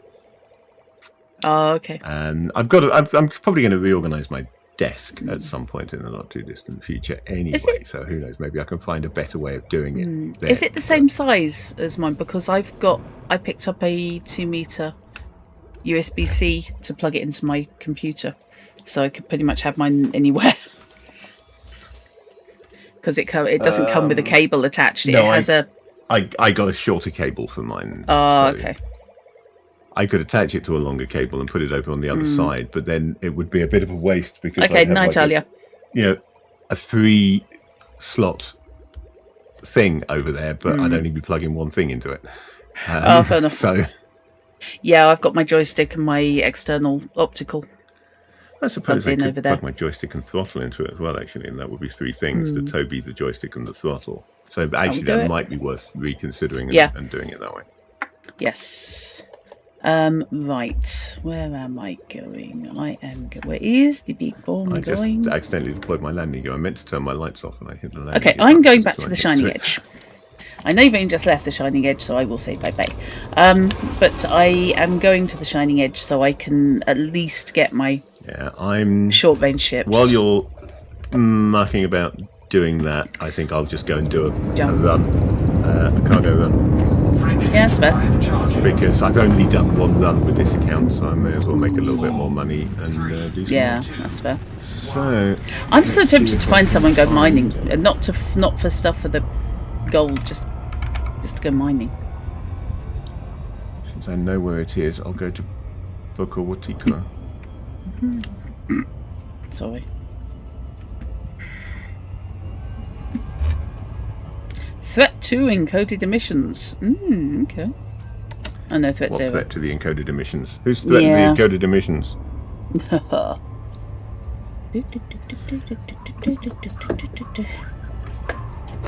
And yet, no high grade.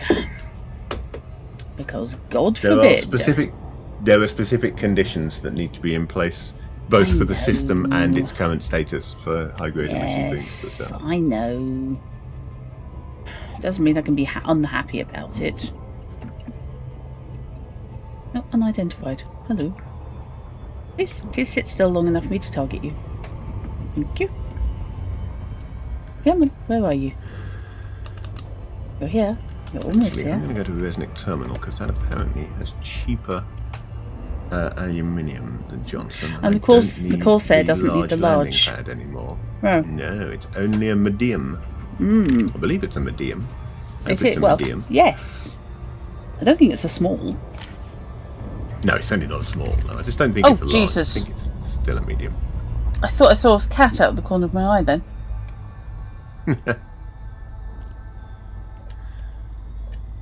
Actually, I can. I'm not convinced I didn't. The terminal has appropriate landing pads. Yes. Huh. I think you might be being invaded by moggies, huh? Yeah. Well, my Presumably kitchen next window's door's part moggy. open. It's not very big, but on the other hand, so neither's next door's moggy. Yes, for context, I do not have a cat. Okay, I've got 3 unidentifieds, which might be of interest, and they're within like 30. Come on. We're off to Resnick Terminal. Encoded missions.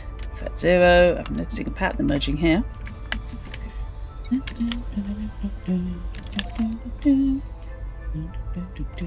Weapons fire. Threat 1. Right.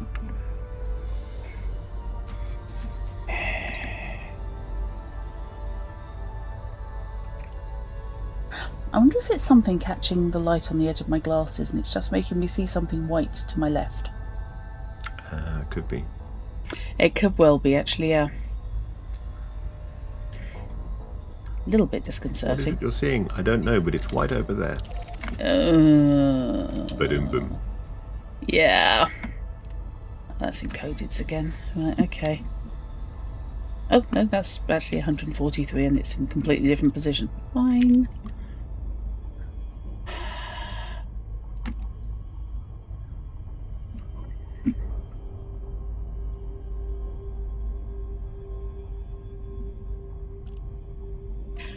Convoy dispersal. Well, there's a shocker. Fine.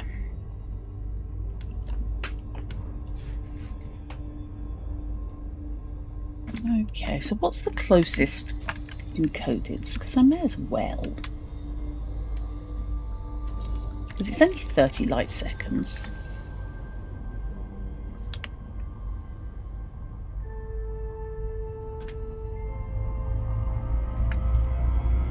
You know, I'm practically on top of it. And I may as well go and grab my mats when I can. At least encoded should be slightly better than degraded. At least it'll be different.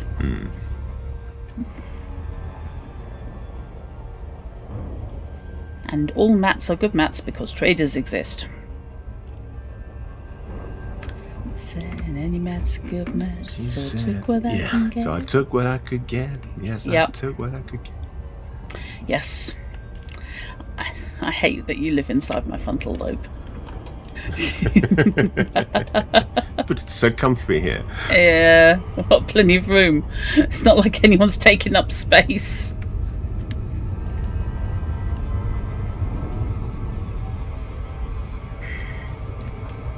Oh, gravity well. Oh, that's going to be fun. I'm going to overshoot. Great. Fantastic. That's going to be cool. Oh, good God. I managed the reflex check of the drop. Fine, but it looked cool on camera. Cargo scoop. Cargo scoop. Just did that flight assist off drift past the outpost while looking for my pad. Ah. And I don't think I actually was that close to the station, but it really looked hello. close to the station. An orca has just turned up in my signal source. Hello. Hello, Calcium Smith. You've got a silly name. You are a clean master, but I've also acquired some scan archives off you. So, why are you here? I have questions. Presumably associated with the destroyed ship. Yeah, because legitimate faction members and things do turn up looking for them. Okay. They don't interfere with you if you're not being dodgy and attacking them. But on the other hand, System Authority Anaconda's just pitched up as well. So you know, suddenly this place has got a little bit interesting. Only a little bit though, because I don't know where they've all gone. Yes, 2088, it really is cheaper here. Excellent. That's 225 tons of aluminium purchased. And back to HIP 58412. Beverly Hills 58412. It's HIP to B square. HIP 2B square, that's the one. Come on. God, you're miles away. Okay. In a way, I do quite like having the transparent floor on the cockpit. On the others, I don't like being able to look down and see forever beneath my feet. Oh, someone's having a fight. Hello. Whoa. Is there a fight going on? Is this a faction on faction fight, or is it a one of us is wanted don't fight? know. That's the question you'll need to answer. I am hitting the target button repeatedly, and my poor. Okay, Calcium Smith has fucked off. So I'm guessing Calcium Smith was possibly faction. Yeah. System Authority, Dagger, Anaconda. It was a power thing or just a local faction thing. There's a there's 3 System Authority vessels were shooting at Calcium Smith and the Orca. And I'm sorry, I'm going to keep saying Calcium Smith because that's a really silly name. So it wasn't showing up as wanted to you, but clearly they didn't like him. Yeah. Reprisal. Okay. You know, I'm getting a certain Scan detected. small penis energy. Oh good, I'm being scanned by 2 vultures and a bloody Annie. We're done here, move along. Okay, bye. Just gonna go over here and scan the high wake. When they were running away from you. Oh, you scan the high wake and I'll scan the low wake. Cargo scoop. Actually make it so I can boost. I'm just quite happy I hadn't deployed my fighter. Just on the off chance. Discovered HIP 62527. I haven't scanned this system. I shall do so now. Once I've got my fuel scooping underway. Who calls their kid Calcium? On the other hand, people call their kid Chlamydia because they think it's a nice sounding name. Yeah, this is true. The world is full of idiots. No, I'm not going to say idiots. I'm going to say stressed after having a baby and not in possession of a thesaurus or dictionary. I'm going to say idiots. Deploy half points. Folly 3.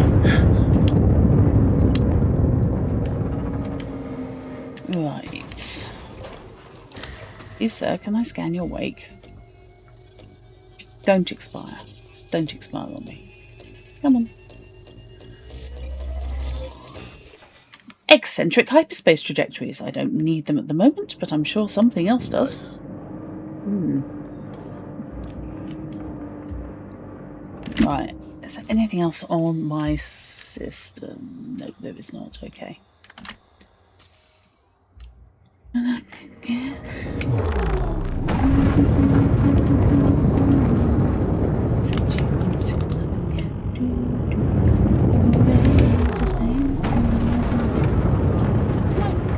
Thing's still here. Are you the same three I was getting annoyed at earlier? Yeah, you are. But I do get to scan the third vulture in the team, which is fine by me. Yeah. Oh, he's deployed hardpoints. That's because my hardpoints are out. Oops, excuse me. Buttoning up. I wasn't going to shoot at you. I'm only in scanning mode. Get over yourself. Besides, I'm a Type 11. I'm a pit pony. Not exactly a huge threat to them, are you? No. Not a bit of vulture. Frameshift drive No, charging. God no. Frameshift inhibited by a factor of 23. 2. Did you say there was an anaconda among them? There's an anaconda and 2 vultures. Yeah, that will do it. Yeah. Okay, what else The do we vultures have? aren't going to bother you, but that Annie, that'll do the job. Yes, little orphan Annie. I've got an unidentified, but that's 900 light seconds out.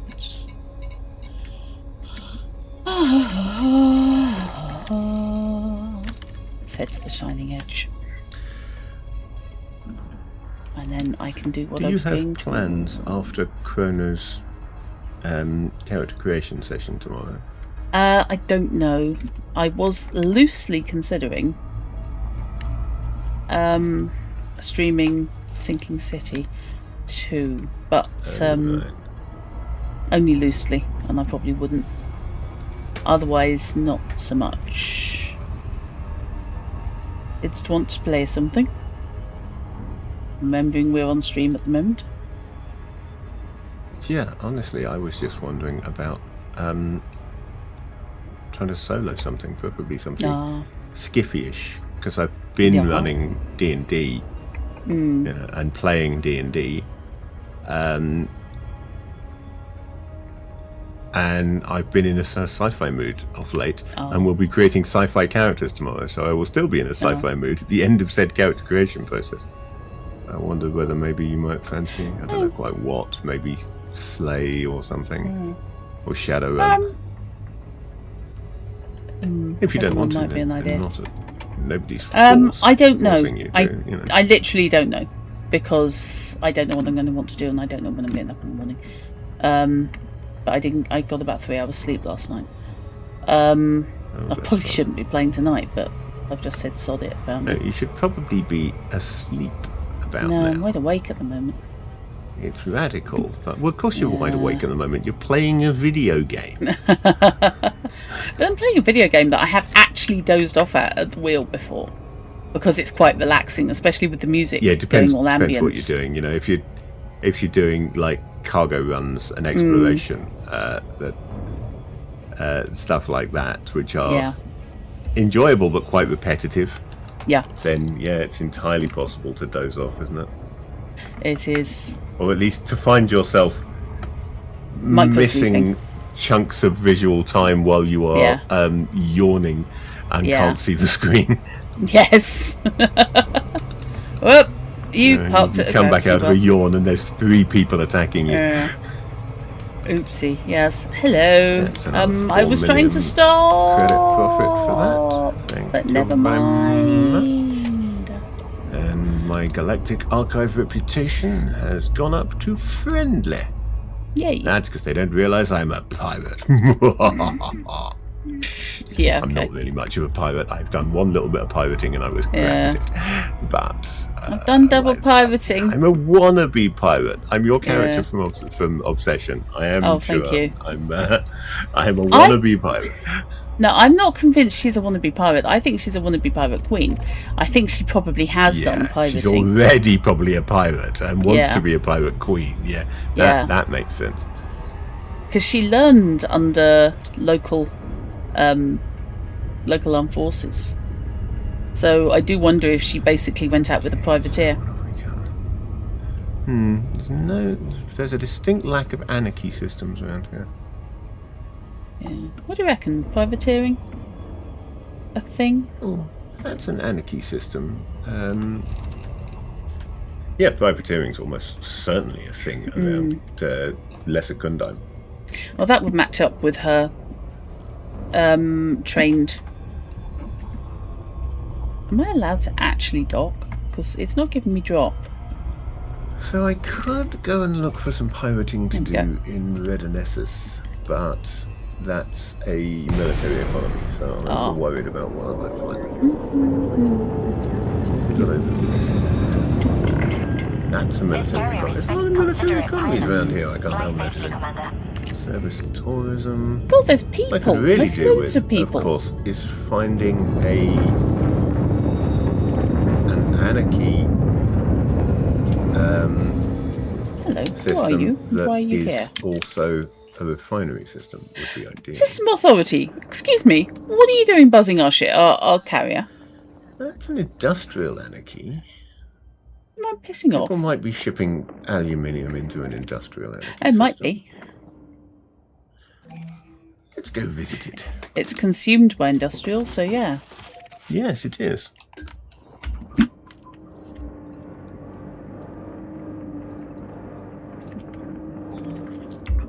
Far more reliable just to go and buy the stuff, but well, yeah. I just feel that Hamus would probably try and nick it if he could. Yeah. What about this version? Either Hamus, really. Yeah, fair. Now, which way round are the landing pads facing? Please don't do the accent when I'm playing this version. Please don't. Yeah, please don't, fish. I love you dearly, but please don't. Landing gear. Cheers. No, I just thought that would get me in trouble on YouTube. Landing gear deployed. Why? I don't know. I don't think there's actually It's not flagged as comedy. Ban on putting on accents. a false accent. Oh, I don't know. Badly or otherwise. No, if there was, if there was, all the actual play channels would be in deep, deep shit. Oh yeah, good point.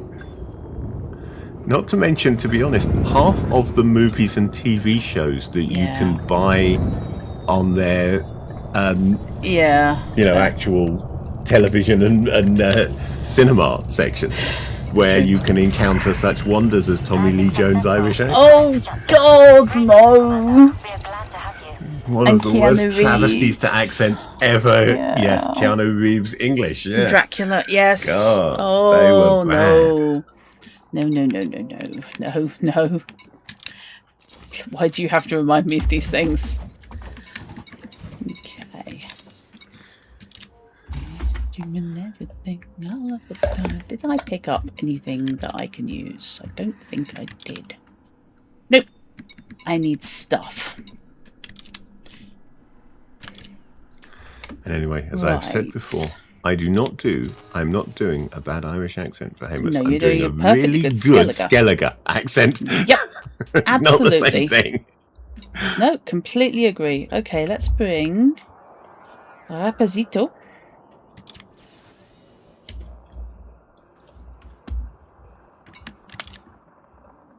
Nope, I do not want to be in ship management. I want to be... Oh, Rapazito's here. Oh, my Kestrel's here.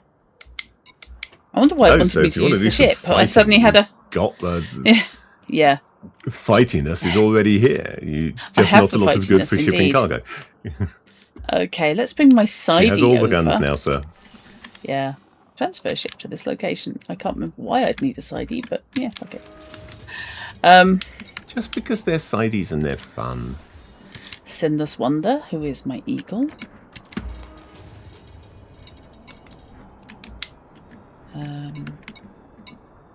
My Type 6, which is no name because it's basically a brick with a window. DBS. God, I haven't used my DBS in ages. I mean, by rights I ought to sell my DBS, but... Copper 3. I quite like the DBS, but yeah, no, I haven't actually flown one in a while. No, my Dolphin, which, you know, used to be a really nice cargo vessel, and now I've got a Lynx. Dolphin is a nice little vessel. It just doesn't really do anything particularly well. It's, I suppose, it obviously falls into the same category as the Lynx in terms of it's for cargo cab, not cargo, for passenger carrying. Yeah. Okay, Kai, my Copper 4, my DBX, Santiago. I need to move my position. Everything's behind the sun. I will figure out how to fly my Vulture. One day. Flying the Vulture is not really a problem. Fighting in the Vulture is another matter because it requires... It is underpowered for the guns you can fit to it. So if you've got those big guns on there is a real knack to using them without having them overheated and burned out and out of power at the time that you need them. Yeah. So I'm bringing over I actually did quite Cooper. well in my Vulture. Once I got the hang of it, I did quite well in my Vulture. But it was never a pleasure to fly. It was just good at what it did. Yeah, I've never got the hang of flying that Vulture. But on the other hand, I haven't tried it in ages. So I've got Pat and Cooper coming, which are my dropship and gunship respectively. I'm Burton, my Type 7.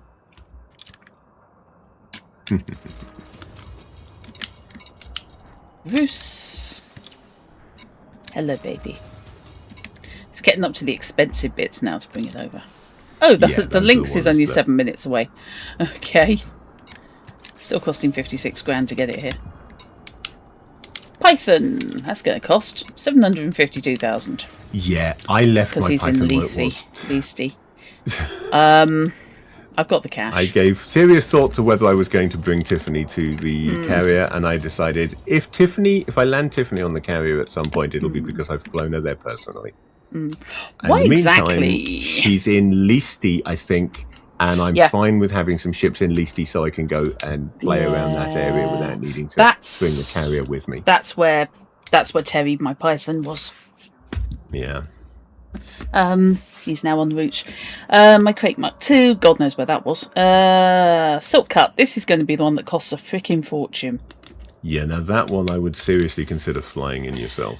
But I can't be arsed. If you want it for this, then obviously. Potentially. Or waiting until we move, or the other option, of course, is if you don't want to use it for this CG, which it does have a damn good cargo capacity, so it would let you do the job. It can have a damn good cargo capacity if you fit it properly, if you refit it. Yes, it's got slightly more. But otherwise, I've got. Otherwise, I would suggest maybe at the end of the CG, put in a vote for I would like the carrier to go to here, please. Yeah.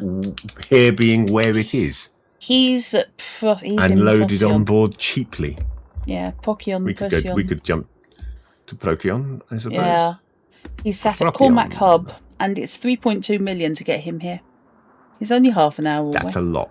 That seems like a lot. Just, I would be inclined to say for something. I mean, I know I've got 400 million at the moment, so I should just be saying, "Oh, sod it, I'll pay the money." Yeah. But I would be awfully tempted with that one, just to get something like a hauler, or even just a taxi job out there. Use the taxi shuttles out there, and then fly it back. But it would be quite a long flight back as well at that distance, I imagine. Yeah. It's, well, like I said, 27 minutes. It's not terrible. It's just very, very big and expensive. But how far is it? Don't know. I will check. I may just put in the bid to, can we please, when we next go, can we please go somewhere near? Because I don't have a preference as to where it's going next. I don't think Robinson does particularly either. So it's either going to stay round here at the end of the CG, like it did at the last CG, hung around until this one started, or we can deliberately move it to to accommodate you. Yeah. Okay, let's set this up with 75 limpets.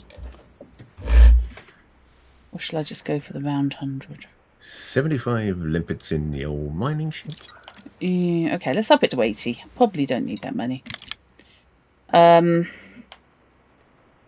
Actually, 75 mining limpets in the type. Yeah, 11, I was trying not to. I was so trying just not to. about scans.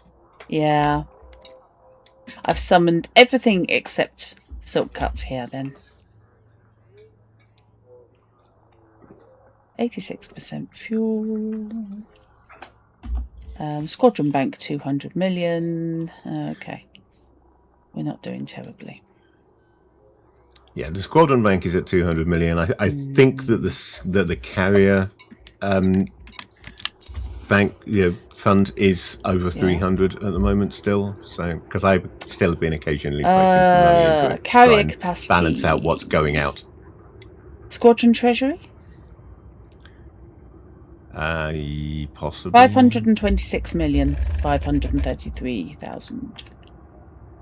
Of which I think 200,000 would be the Squadron Bank, and another 300 and something thousand would be the carrier funds. Okay, carrier balance, 200 million in all, and carrier balance 326. Yeah, that's what I thought. Right, I was going to make a deposit if I can remember how. But we are losing that at the rate of like 20 million a week if we don't move it. So it does go. There's a reason I've been popping extra money in there here and there. CGs are an excellent place to top it up because you make so much on CG. I was going to deposit 60 mil. Yeah. I deposited some from Kiraken, but I'm not going to be doing that for a little while because I've decided with the Nomad coming out that now is the time to start saving for a Caspian for Kiraken. I wasn't fussed about getting a Caspian for her because of the landing difficulties on the big ship. However, with the Nomad, she can explore in a Caspian. So I'm going to start saving for the Caspian now. That's where my money from this CG is going. Do I want it to go to carrier balance, That depends on what you're putting it in for. If you put it into all, that is available for any member of the squadron to withdraw when they need cash. If you put it in carrier balance, it will be used automatically to pay for the upkeep on the carrier. That's what I was going to do. So if you're contributing to pay for the carrier, then put it in carrier balance. Okay, so I've now got 99 million left, so that's fine.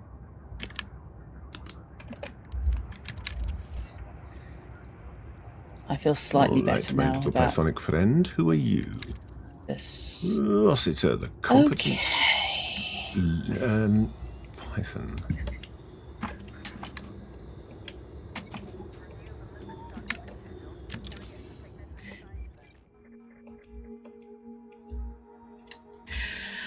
Okay, what we got here?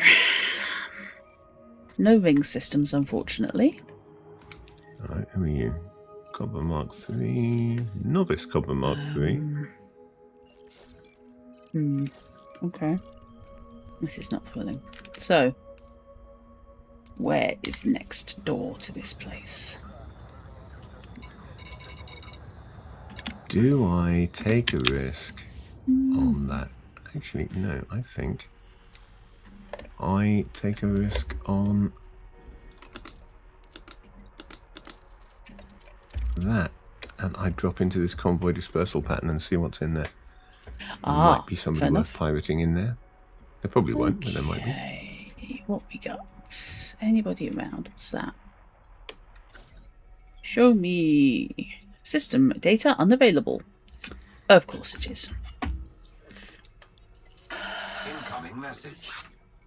Okay. I'm a bit confused, but never mind. System data unavailable. Fine. That's 200 light years away. Maybe not. Oh, I've actually been there. Oh yeah, I can tell I've been there because this place is boring. It's literally 4 stars and some carriers. Right. It's a 4-star system. I don't know what you're complaining about. Oh, God. Oh, that's a dictatorship. Interesting. Just a map, please. Do you have any planets at all? Okay, how is this a dictatorship? It's got one carrier. It's like the man who must be king. Oh, that's Botobotico. Which also has no planets. Botobotico has nothing. How have you been buying stuff at Botobotico? Yeah. Does. There's plenty of stuff. Huh. Sure. Okay. Ah. That's weird. All right, Dark Bowl, let's you and I have a little chat. You want to know what's in my cargo, do you? Well, I'd quite like to know the same about you.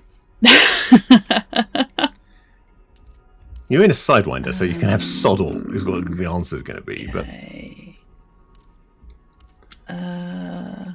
Okay, fine. Let's go here because it's next door. You have no friends in this system. Well, there's no need to be personal. Just picking a fight with a sidey just purely out of vindictiveness. That's just being bitchy fish. Trade data required.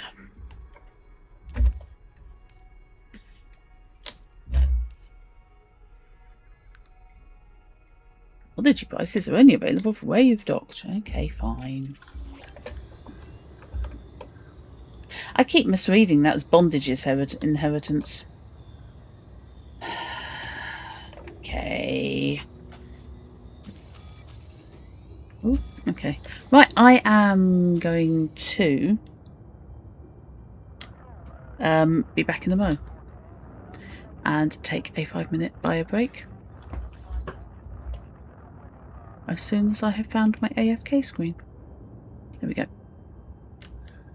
Back in a moment. I'll also find out who's been messaging me because my phone keeps buzzing.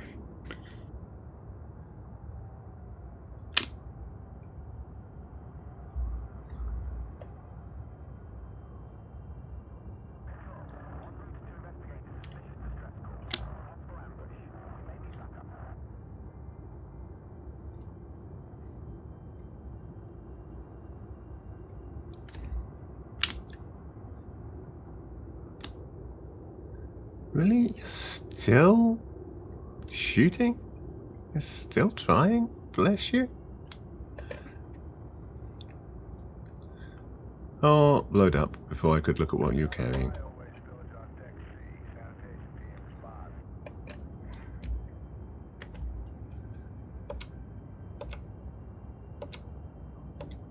Oh, I'm not carrying any limpets. Whoops. Can I synthesize some? No, I can't. Oh, I shall just have to do this the hard way.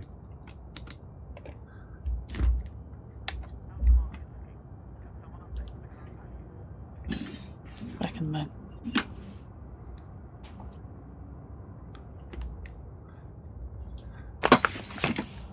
He clearly wasn't carrying anything because he didn't drop anything.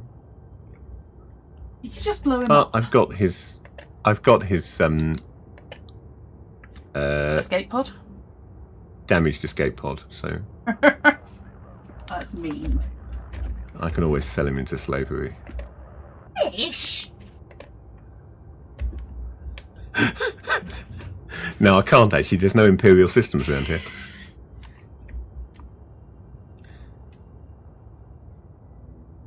I can hand him in and get a rescue bounty for handing in the guy that I shot down.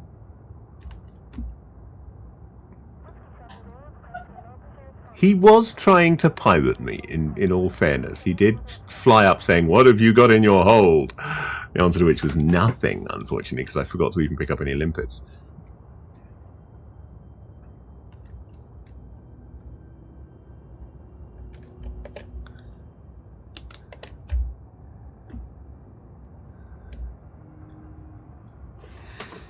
But it was foolish of him to take on the infamous pirate King Hamish Hamus even. In the Norgal storm too. It's foolish of him indeed. He would have needed to be a much better pilot in a much better ship. Because he really was crap and in a Sidewinder.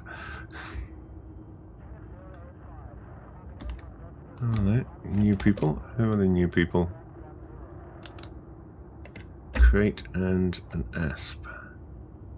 I'll worry about them when I picked up these mats.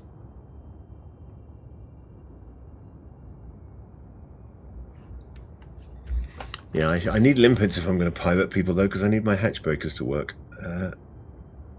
This is not much of a plan at the moment. Oh, missed the mats.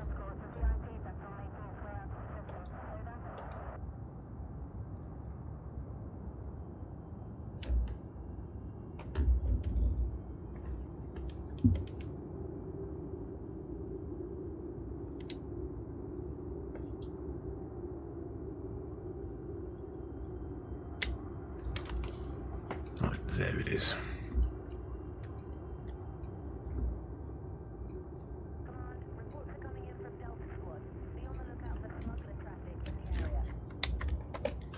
Right. No contact in range. They floated. Did they fly it away? Oh, over there.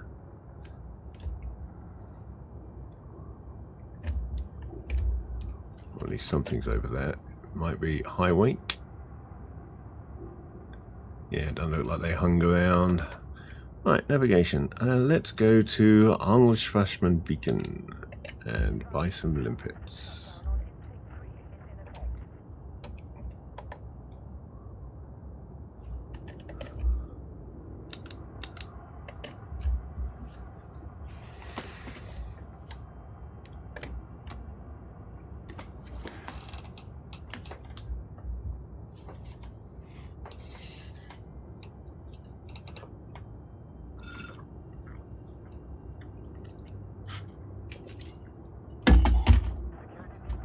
Oh, that's 34,000 light seconds away. Maybe I won't go there. So nowhere closer. There is actually nowhere closer. Oh, why the hell am I in this system? Oh, actually, having said there's nowhere closer.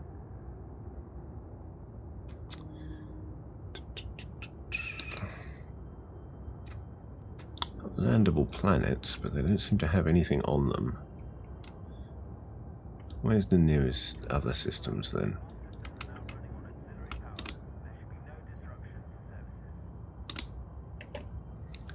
Let's jump out to somewhere else. This system's proving to be a disappointment to me. Though it did let me have an unnecessary fight. Oh, and it did in fact earn me 100,000 credit bounty. That's nice.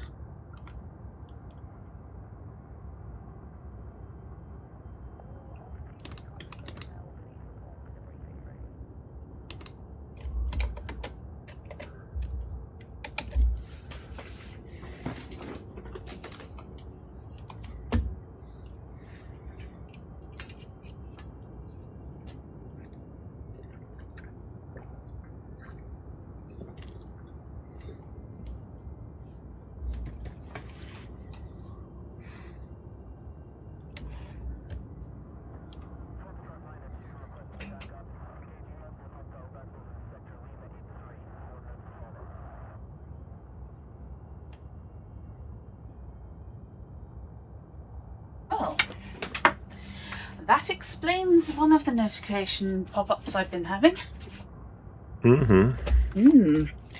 Paizo have just put out a statement. Oh, yeah. Yes. Paizo are not happy. What are Paizo unhappy about? Well, the fact they're in trouble. Not heard anything it's a statement from... Well, it's not just them, unfortunately. Statement from Jim Butler.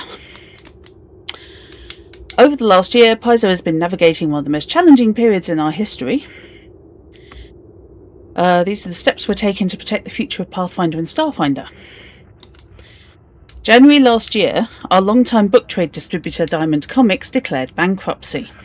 Oh. I didn't realise that Diamond. Diamond have screwed everybody over. Yeah. Diamond handled Paizo products for major retailers like Amazon, Barnes & Noble and Ingram. And our agreement was based on consignment. We paid to ship product to their warehouse and were only paid when those products sold. Yeah. The issue is, however, that the receivers with Diamond decided that everything Diamond were holding belonged to Diamond and was an asset for them to liquidate. Even though those products never belonged to Diamond, they belonged to the individual companies. Paizo at least have got a little bit of beef behind them. A load of independent companies have been utterly screwed over by this. Yeah. JP Morgan Chase claimed a lien on all products stored in Diamond's warehouse, including nearly $10 million in Paizo inventory. Yeah, none of which legally belonged to Diamond, and therefore they have no legal claim over it. But they're trying to take it anyway. Yeah. It's a very awkward situation. Yeah. Where, as I say, the legal position is actually very clear. Very clear. The legal position is none of it belonged to Diamond, and therefore it's not liable. However, this is a legal position in America where the people with the biggest lawyers win, irrespective of what the law actually says. We cannot access this inventory pending ongoing litigation. Paizo and dozens of other publishers have been in court ever since fighting to reclaim our product. Yeah. Diamond's exclusive contract prevented us from immediately moving to a new distributor. Spent the money on creating this stock, which is now sat there, and even if they get it back, if they don't lose it, they can't do anything with it at the moment. And a bunch of their invested funds cannot be recouped. So even after they stopped selling their books, the exclusive contract meant that they couldn't go to a new distributor immediately. A judge terminated that contract early this year, but Diamond has appealed with delaying resolution. Oh, for God's sake. It won't be Diamond, of course. It'll be the liquidation company. It'll be the receivers, JP Morgan, Because they're in charge of Diamond now. Diamond themselves no longer have any say in it. It will be them, and they want to take that. They are quite happy to drive other companies into bankruptcy as well, in order to take the to get what they can of their money back, even though it's nothing to do with people like Paizo, and they don't have a legal claim on those goods. No, because the paperwork is all there to show that Diamond never owned it, and if Diamond never owned it, then it's not liable. But I've seen a couple of videos on this, including one from an indie guy explaining the whole situation because his goods are stuck in the same place. I knew it was bad. I hadn't realised Paizo were in that boat as well. Paizo lost nearly $2 million last year, had to write off nearly $500,000 in additional sales covered by the bankruptcy, and book trade sales remain far below historical levels. Sales have grown from Paizo.com and hobby retailers, but they've not been sufficient to offset the losses. We're back in the book trade now with a new partner, but the book market has not yet recovered. So they're laying off 12 employees. It's no wonder they've been moving into new areas. Like they teamed with Titanforge, I think it was, to do official Paizo STLs. Yeah. Which, of course, it's a pretty low outlay situation because... if you get a reasonable deal with Titanforge, then essentially you're paying nothing. You're just licensing them to produce STLs and taking your cut of what they sell of official Paizo miniatures, which is a good way of going about things for clawing back some money back. Some money back. But it's a drop in the bucket in a situation like this. So they've been actually dealing... Oh, thank God for that. Kind of makes me want to go out and buy some Paizo stuff, to be honest. United Paizo Workers Union exists, and they've been dealing with the management. So they've actually come to an agreement on layoffs. Yeah, I mean, they halfway reasonable notices. Paizo is in financial difficulty. Yeah, so they do. Yeah, that's what they're saying. To my mind, 20 days notice looks really short to me, but that's UK. But UK standards are very different. Yeah. And quite often in America, it's just don't come in today. Yeah. So it's decent severance pay, and they've got 18-month recall rights. So if their jobs become available again, if they can rehire. So if the situation is sorted and their cash flow improves, they can bring those people back on board. which is what everybody, including Paizo, presumably wants. Yeah, they absolutely. want the company back how it was and making money. Yeah, these decisions affect people we care about deeply. We're doing everything we can to support them. Pathfinder Society and Starfinder Society are going to have to change. No, I've never had anything to do with those. But so the organised play. I'm not into organised play, which is what those are. Yeah. They're going to be releasing new logos and using the OpenRPG creative license and Pathfinder and Starfinder Infinite publishing programs. So they're going to be leaning on community content, by the sounds of it. And they're basically cutting down who gets free PDFs for volunteers and such. Yeah, I'm assuming this is going to affect their sponsorship deals with people like Glass Cannon.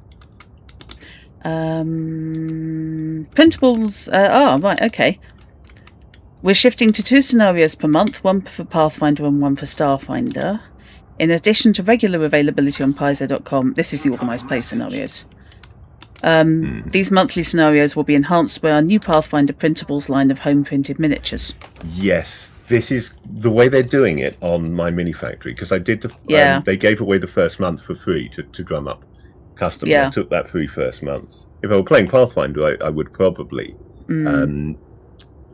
keep the subscription going, because it is quite good stuff. What you get is a scenario and the STL files to print the miniatures needed for that scenario each month.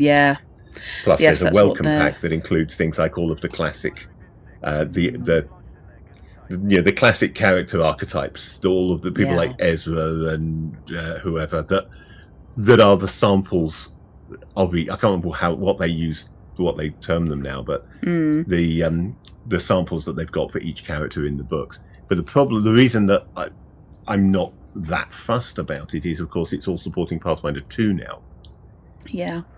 And I want to be running Pathfinder, but I want to be running Pathfinder 1 at the moment. Yeah. Foundry support. I want to run my... We've invested heavily in Foundry VTT modules for organised play scenarios, but sales have not covered development costs. We'll finish the current season, then pause VTT support for new society modules. That's not unreasonable, I think. No. I mean, it's not that they're cancelling VTT support, it's that they're cancelling VTT support for the moment for Pathfinder Society modules specifically. Yeah. So presumably they will still be picking up deals with people to produce the source books and so forth. Yeah, I would imagine, which are more of an income source for them.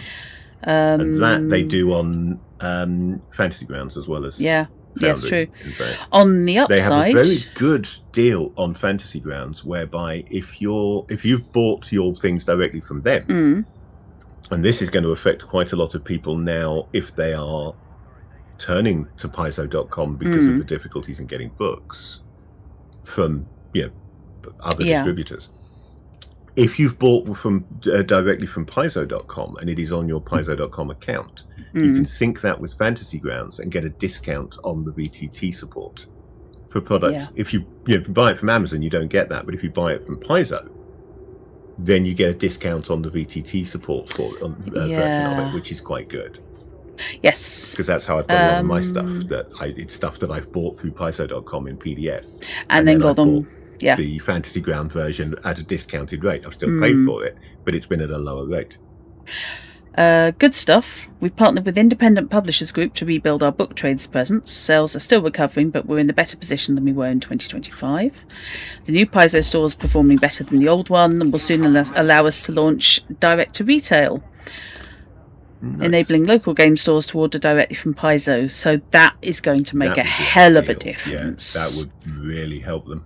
Yeah, including a complete backlist catalogue that's often been difficult to source through conventional channels. We expect your favourite local game store to be able to open a retailer account with Paizo in the next few months. These measures will take time to bear fruit. The difficult decisions we're making now will ensure Paizo can continue to thrive. To our customers, freelancers, partners and volunteers, thank you. And that's, of course, Jim Butler's the CEO of Paizo, so... Yeah. I had not realised they'd been clobbered that badly by Diamond. No, I'd heard about a load of indies getting smacked, but I had not realised Paizo. I knew there were big names in there as well, but I hadn't realised how badly it had hit them. Yeah.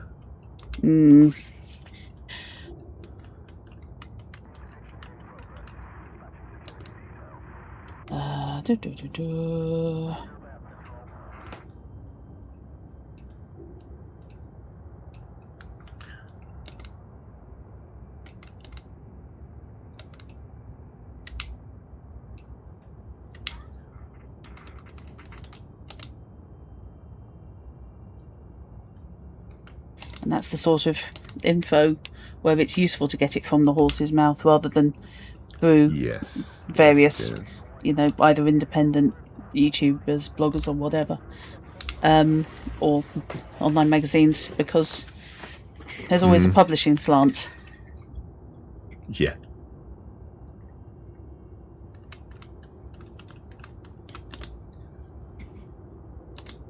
All right, what are you selling here? I'm not actually buying a new ship, but what are you selling here? Were I buying a new ship?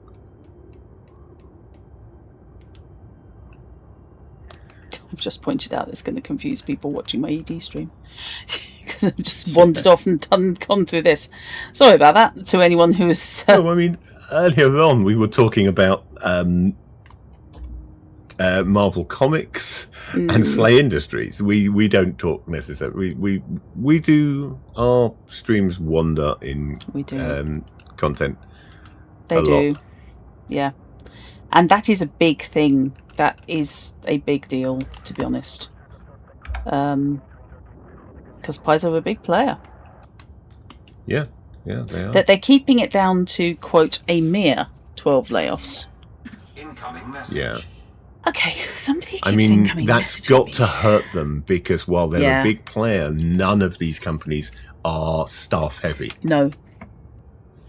Oh, it's all my ships arriving. Across the board. Of course it is. I've been wondering what the heck's going on.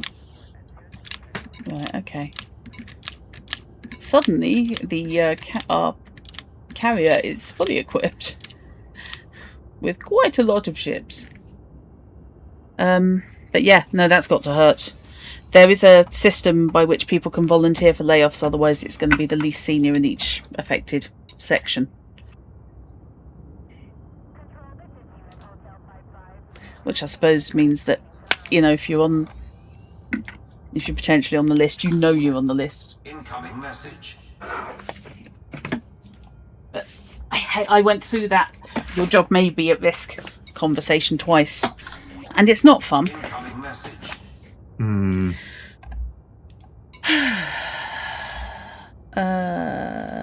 Right, I need to launch. Ship released. Restrict speed Landing until gear. clear of our carrier. Landing gear retracted. I love how you get a human when you're leaving, but as you come in, you get AI robots.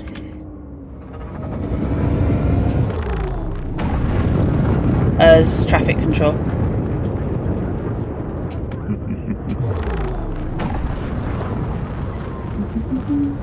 Where was that? Shining Edge. I got an AI. It should be her both ways. Yeah, I got the bot coming in, and I got her talking I on the landing. Paid ups for her. Yeah, maybe she's in a loop. Good luck and fly safely, Commander. Maybe. You heard something about robots. Is this something you should play Robot and Traveller? No. 4, 3, 2. No, you can. And feel free to ECM you.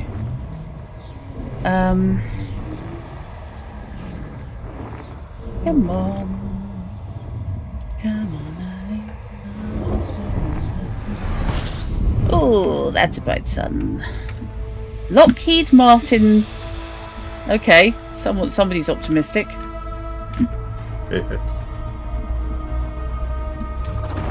Fuel scooping.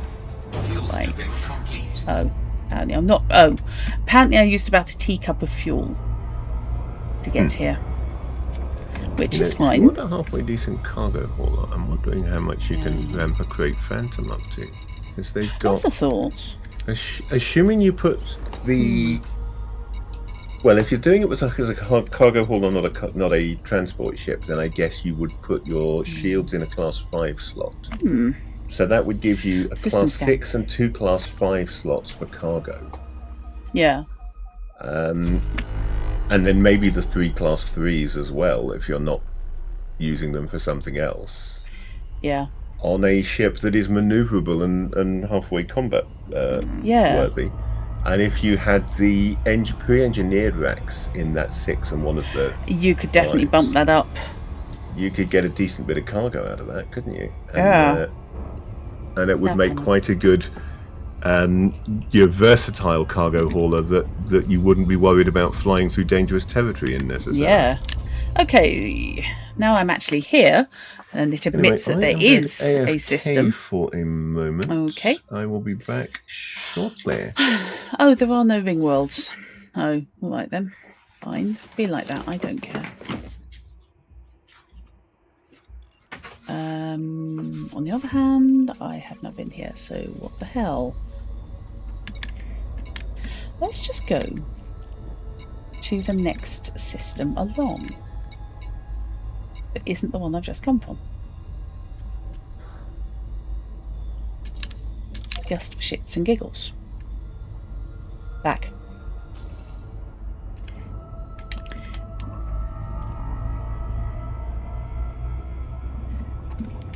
Until I find somewhere with wings. Frameshift drive charging. Because I'm still really close to the carrier.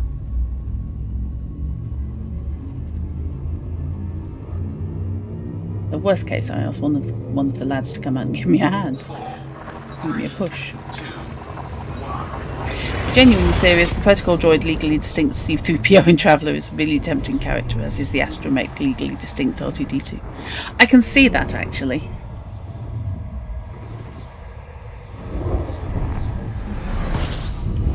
How does the not R2-D2 alike handle basically translation from machine language? Incoming message. Fuel scooping. Okay. Fuel scooping complete. Okay, fine. Still haven't gone that far. Link's Highliner has arrived. Your Cobra has arrived. Your Dolphin has arrived. I think that should be everything. Back. Right. System scan. Find out what's here. Not a lot. Oh, no. 10 bodies. On the subject of totally not in the least bit legally distinct R2 and 3PO units. So Star Wars RPG. I was actually considering running a one-shot of Star Wars Saga Edition. Ah. Because I have a mini campaign outline that I want to do as a streamed actual play of Star Wars Saga Edition at some point, using the Rise of the Empire era. So, in Saga Edition terms, the Dark Forces sourcebook. Yeah. But you're the only person that, from my potential player base, who has actually played that. Yeah. So while they might know Star Wars, obviously they wouldn't know that system. Won't know system. So I wondered about running a one-shot, just to give people an idea of how the system plays, so they can decide whether they might want to play in such a thing on an actual play base. I think that's an excellent idea, and I would like to play that because I can never remember which system is which, because I lose track because they flicked back and forth. It's the good version of the D20 system Star Wars, as opposed to the bad version of the D20 system Star Wars that came before it. Yeah. Yes, the one that makes any sense. Incoming message. Not diverting off that, by the way, but because it's just reminded me, I am going to be putting together probably episodic games of aiming for 3 to 4 sessions, a story of Deadlands Noir. Incoming message. Assuming Yes, it works. Okay. You could you jump in my grave that quickly? Well, that depends on whether somebody was running Deadlands in it. Someone was running Deadlands in it, yeah. And what the odds were of my becoming a Harrod. Because Spider Noir has really reminded me just how much I love noir. Not that I needed much reminder, let's face it. I own far too much in the way of both written and I'll admit, after watching the first half of Spider Noir, we need to go back and watch the second half, but after watching the first half of Spider Noir, I did then go to bed listening to The Big Sleep. Yeah. I don't. After which I moved on to Tripwire, the third, I think, Reacher novel. No. Because while that's not really noir, it's kind of. It's very noir influenced. Yeah, it is. It is. What I was thinking is I need to pick up one of the audiobooks of Red Harvest and Farewell My Lovely, which I know is two different writers and therefore very confusing to some people. But Farewell My Lovely is one of my absolute all-time favourites and has one of the best movie adaptations, period. The Dick Powell version is excellent. And Red Harvest, of course, has 3 excellent movie adaptations, none of which are called Red Harvest. Nope. And none of which bear much resemblance to the original story. No. Can you imagine if somebody ever did? They take the feel of it correctly. I'd love to see a proper adaptation of Red Harvest. Oh, I would. But what they do is they keep the feel of Red Harvest, all 3 of them, once you know what it is. We're talking here, of course, no ring systems. About Last Man Standing, Seventh Samurai. No, no, it's not Seventh Samurai. It's, not Seventh Samurai. Yojimbo. Sorry, I was trying to do them in order, and Yojimbo was the first one. I was trying to remember the word Yojimbo. Wasn't coming to my mind. Oh, thanks, Robinson. Yojimbo. I wasn't sure. Which, of course, is Kurosawa. Yeah. And then, interestingly, the second one, while it is an adaptation of Red Harvest, is actually a remake of Yojimbo rather than a direct adaptation of. They knew Yojimbo was from that story, so I think they did read the story, but they actually did an adaptation of Yojimbo, and that, of course, was A Fistful of Dollars. Of course, it was. From the spaghetti westerns, and then much later there was the Bruce Willis movie Last Man Standing, which is possibly it's the closest in setting and the furthest in content from Red Harvest. But they're all 3 of them excellent films anyway. It does, however, have Christopher Walken. Because if you're going to cast somebody as a raving psychopath, Christopher Walken is probably a plan. I'm just orbiting the system that the ship's in. I'm just going around in circles in the galaxy map, just looking for anywhere that's got ring planets.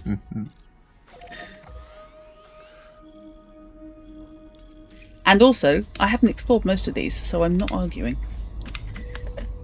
Which is a bit daft, I realise, but never mind.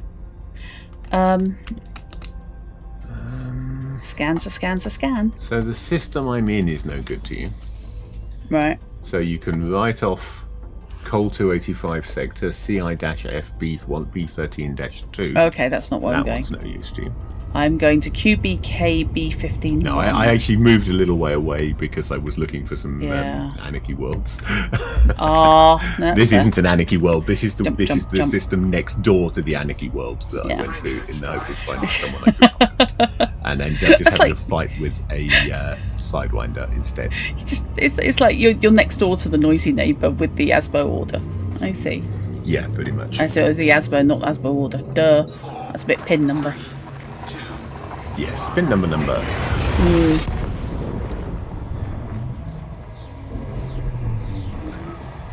Right. I've got 76 trombones stuck in my head, thanks. Not helping. Let's, I think, go back to Boku Watika, because you're getting lost I can do another cargo run from Boku Watika. Oh. when you drop into a star and it says system scan complete, you know there's not a lot there. That's not a good sign, is it? System scan. So yeah, Robinson, if you are interested in possibly playing an actual 3PO unit or similar Star Wars droid, there are indeed rules for droids as player characters in that system. Okay, fine. There's one station here, and I could certainly write my one-shot including such a thing. Oh, I take it back. It's all stations and no... Did you say you're in 285 PPB B150? No, I'm in CIF B13-2. Okay. Coolio. Back. Because this is using basically no fuel, I'm getting a load of system scans in. So, worst case, I'm going to bump up my exploration rating a bit. Yeah, I'm thinking I might do a bunch of system scans before we leave this area with my Going for Giemris account. Yeah. Because then I can sell them in an Imperial world, which will contribute. Oh, which will give you rank, yes. Of course it will. They won't contribute very much unless I find some really good system scans, but they'll contribute a little. There's a couple of 20 pointers here, so you know. You never know.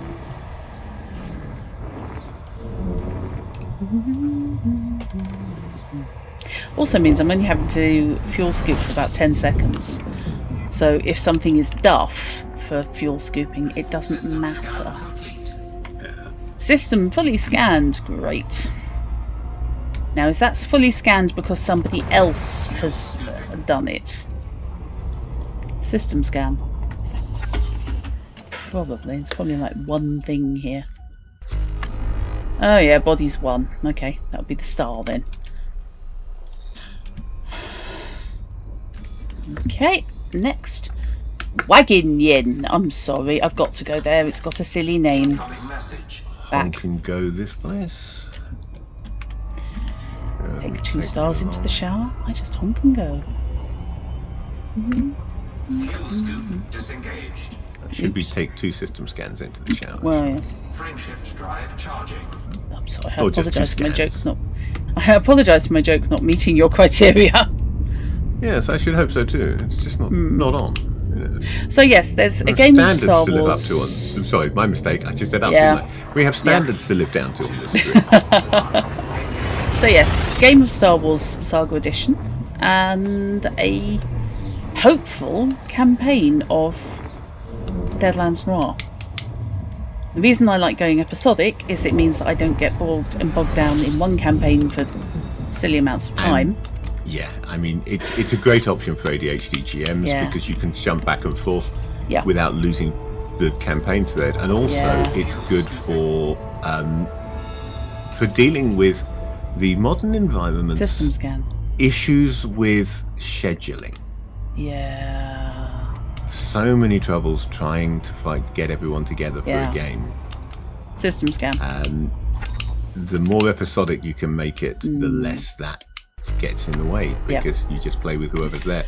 Yeah. Also, it means if I'm writing my own stuff, and let's face it, it's me, because I've never met a scenario that I successfully ran without having first pulled it apart. Maybe the problem I've been having running quick starts. I haven't and also, just to be honest, the standard of scenario writing has dropped dramatically over the 40 odd years I've been gaming. They are not up to what they used to be. Some of them are very good. The Coriolis quick start that I ran, excellent quick start. Yep, no very good there. Indeed. Fabula Ultima one that Robinson ran. Yes. I haven't read it, but it seemed to be pretty good. It certainly came out well. It was well put together as a tutorial. Perhaps a little frustrating for more experienced players, more experienced role players who were just learning that system, not how to play a game. Only because we were ripping it. Yeah. We kept trying to jump But it still seemed to be very well written. Yeah. But then there are and I hate to say it because I love the game, then there are things like the Onyx Path jumpstarts, which for both Trinity Continuum and They Came From just don't seem to be up to scratch. And that is a shame because the games are excellent and they deserve better learn-to-play scenarios. I have a feeling it's not going to take a lot to get the They Came one sorted. And I may well do that for my own personal interest, to be honest. I'd be more inclined to check whether there is whether there are jump starts for the other They Cames. Well, because that was They Came From Beyond the Grave. It was, yeah. Look for a jump start for one of the other They Cames and rewrite that ahead of time and then run it for us. So we're getting a scenario we don't know. It's been properly written by a Drutt. It may not even need the rewriting. Maybe the next one will be better. We don't know. Yeah. It was a decent scenario. It's just, I think the construction needed work. It was the editing end rather than the writing that was the problem, to be honest. A lot of scenario design these days comes down to they write a game outline and they think they've written a module when all they've really done is written the adventure outline. Yeah, this was an experienced I don't know if that's the case writer. Here, but it's often this is an the experienced case. writer that I'm not familiar with the rest of their work, unfortunately. I haven't dug into them. And also there's the please don't slag off Onyx Path. I may ever want to work from them again. But it's not you slagging off Onyx Path. No, I know. And besides which, I'm not slagging off Onyx Path. You're not. I'm giving constructive criticism. I love the games. That's what I'm saying. Is I really like the games. Yeah. And I think they deserve better jump starts than they are getting. And maybe that's just down to them having such a heavy workload because they put out so much stuff that not enough attention is being paid to writing these scenarios. I am wondering if there is a greater assumption of knowledge than is actually present, that they don't necessarily twig that there are people who really haven't necessarily been near story path stuff before or have only played maybe older. But it was that wasn't really the issue, though, was it? Because we mastered the system okay, but there were flaws with the scenario, with the adventure that caused us trouble. Yeah, I think it was there seemed to be a bit of a conflict between how it was written in the They Came From Beyond the Grave rulebook and how it was written in the scenario proper, and that did slightly confuse me, I have to say. The investigation system seemed to be a bit absent. I certainly found that reading through a couple of the Trinity Continuum jumpstarts, because I really want to run Trinity Continuum, and what I I'd haven't like been to those, do of course. is use a jump start or two to teach people what Trinity Continuum, both the game system and the setting, are about. I am looking forward to Trinity. And then get a campaign going. And I've looked through the jump starts, and I'm not impressed with the jump starts there either. I think I'm going to need to put quite a lot of work in on those. They are very linear as a rule, but without actually railroading, which is a problem, because if you want your adventure to be linear, you have to railroad your players. You can do it subtly so they don't realise they're being railroaded. Yes. But you have to make sure if you've only got one line for the adventure, they have to go down that line. They have to be guide railed. This was the problem, that I don't think that they do a good job of guiding you down the line that the adventure is meant to go, and then you're left on your own once the players step off it. Yeah. So that's something that, as an experienced GM, I should be able to deal with. Yeah. But if they want their games to sell to inexperienced players, especially if they want to sell them through the jumpstart, which, remember, is a product that they've paid for, the people running them. It's not that they've picked up a free quick start to see what the game is like. They've paid for a quick start to see what the game is like, to see whether they want to invest more in the books. Okay. And they really need to be given an experience that leaves them excited about the game and having run a good game at the end of that. I have to say, I did love an awful lot about They Came From Beyond the Grave. I love once that we got our, I love that we generally. Yeah, now we've got our head And we had a around lot how of it fun actually playing works. it. Yeah, But honestly, I mean, we had a group in which the that's a GM star. and 2 out of the 4 players, Yeah. very experienced. Yes. One of the players, somewhat experienced, reasonably experienced, has played a fair bit, but just not the decades that the rest of us have done. And then one newbie, which reasonable to have a newbie in a game. And yet we never finished the scenario. And that was partly scheduling. And that's that was not partly my fault. That's but, not just. Well, I mean, let's be honest. It was a jumpstart scenario. We'd already done what, 3 sessions or 4 sessions? Yeah. Before we decided not to try and schedule. So we did 4 sessions of it. That should have been enough to finish a scenario like that. And we weren't even halfway through. No, I should have kept it moving a little bit more. But I absolutely loved everybody getting into character. Everyone taking part in the whole game as movie feel.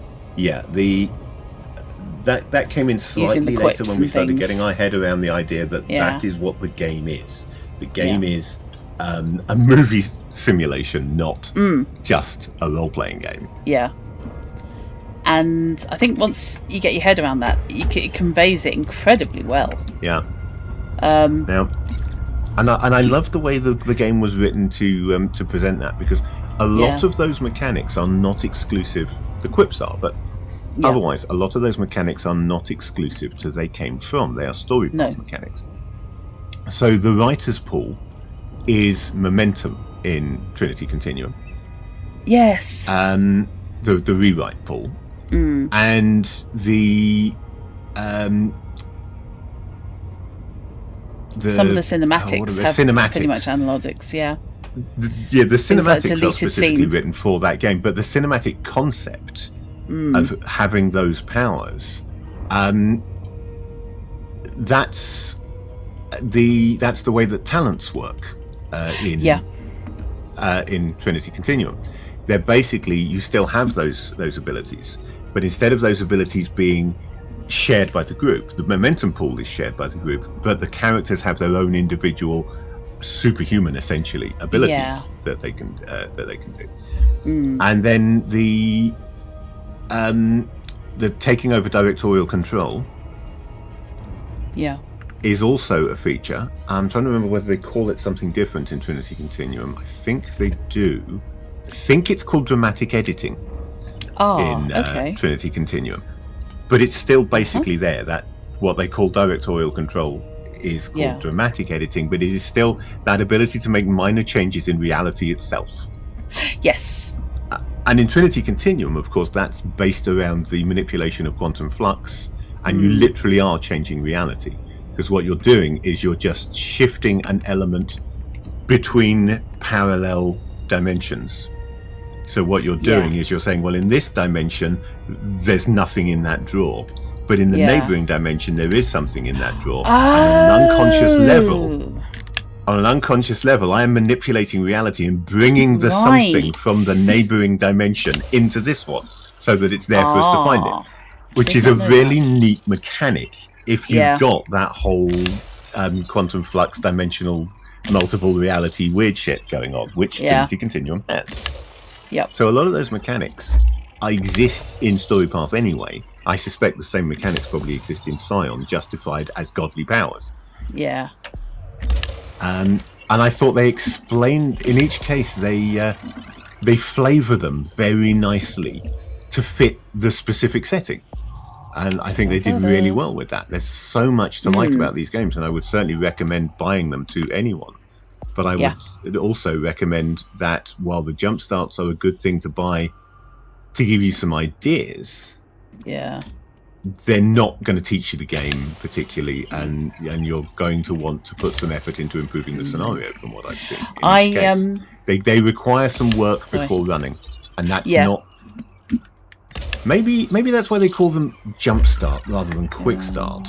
Because they are a jump start. They're enough to get you going, but you are going to need to put some work in before running it. Whereas a quick start scenario would be something that you can just pick up and run. Yeah. What are we up to? 74%. Yeah, could well be right there.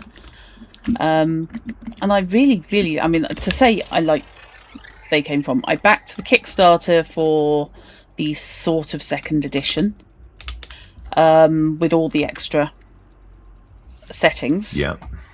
I think I own now every single thing they have put out, for they came from. This is not me getting annoyed and being rude about them. I genuinely love the whole setup. It is a pure me game, yeah. And I thoroughly enjoyed playing it. I just wish the scenario had been better put together so that we could have enjoyed it even more. Yeah, I have to say, Christopher tearing through the darkened gardens going, "Follow me!" While I swiftly edited in a door because I realised there was no other entrance into the tower.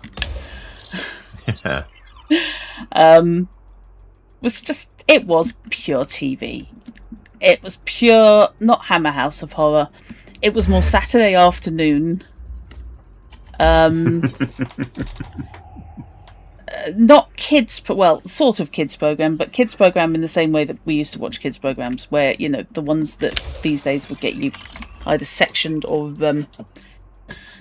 questions asked by teachers when your kid goes into school saying, "How long does it take to drown in quicksand?"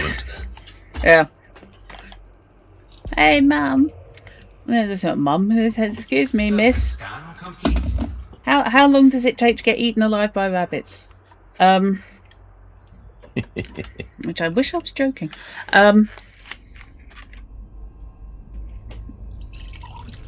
Okay, let's not be flying straight at this planet.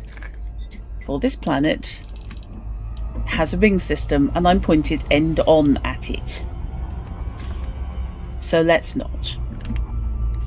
Right, okay. Do we have any have I got a planet with no hotspots? Really? Have you got a planet with no hotspots? Oh, it's because I haven't scanned the buggering rings, that's why. That might not Idiot. I did the planet. I was so keen on getting the planet, so I was end on to the rings so that I didn't have to muck about trying to negotiate my way past a big dead space. Scanned this system. Surface scan. Oh, I've got hotspots. There's nothing there but the 2 stars. Okay, what hotspots have I got? Low temperature diamonds. Oh my god, how many? Void opal, low temperature diamonds, grandidierite, low temperature diamonds, alexandrite, low temperature diamonds, grandidierite, low temperature diamonds, tritium, grandidierite. You want metal rings, of course, rather than bromellite. Yeah, I know. I'm just, oh my god. Is it worth my I think it's worth my while bookmarking this bugger, because this is just all the high value stuff in the world is here. Might be useful if you find yourself staying around in this area. Yeah. And it's only about 15 light years from where we've got the carrier at the moment, so, you know. So, add to bookmarks, and I'm going to stick that on the squadron bookmark, because why not?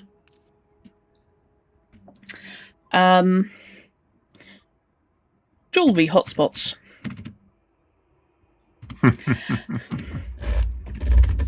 You tell me. I mean, let's face it. Opals, diamonds, okay.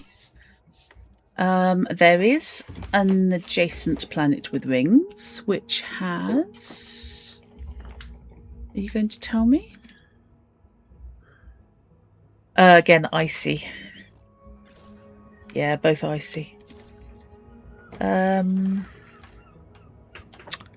I going to bother scanning the next one, or am I going to go looking for somewhere with metal rings? Or am I just going to jump in on if you've got the system bookmarked, you may as well scan the rings in that system so that the information's available when you come back a mining. Yes. And this is it. I mean, I wouldn't mind dropping in just doing a mining. Do a little mine. Right, where am I going? It is at least an adjacent planet, so when I say adjacent, It's 2,500 light seconds away, but you know. SCO. SCO to the rescue. Sorry, I don't know why I would say that. Because you're weird? Yeah. SCO. She flies SCO. Okay. Okay, yeah, I'm in the gravity well. Whoops. Okay, loop of shame. That's embarrassing. Come to me, my pretty. Where have you gone? No, seriously, where have you gone? Oh, there you are. Hello. Right. Waginian 10. Not Waginian train. God, this game's pretty. I'm sorry. It really is. It is. It's absolutely gorgeous. And that looks like a double ring system to me. It's looking suspiciously double ringed.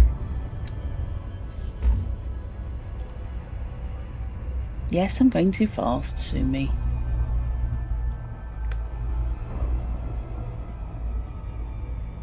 Thing's massive. Right. I say massive. Massive by comparison to some things. It flies almost like a fighter. Yeah. Then it's got a fighter cockpit, so that's not so unusual. Oh, it isn't a double ring. It's just two legally distinct rings glued together. Okay, fine. What have we got? A hotspot ring. Two rings welded together. Well, I'm sorry. One's bright white and the other one's grey. You can forgive my confusion. It's got a couple of hotspots. It's got one very bright but small hotspot, I have to say. So that one I'm definitely going to be investigating. On general principle.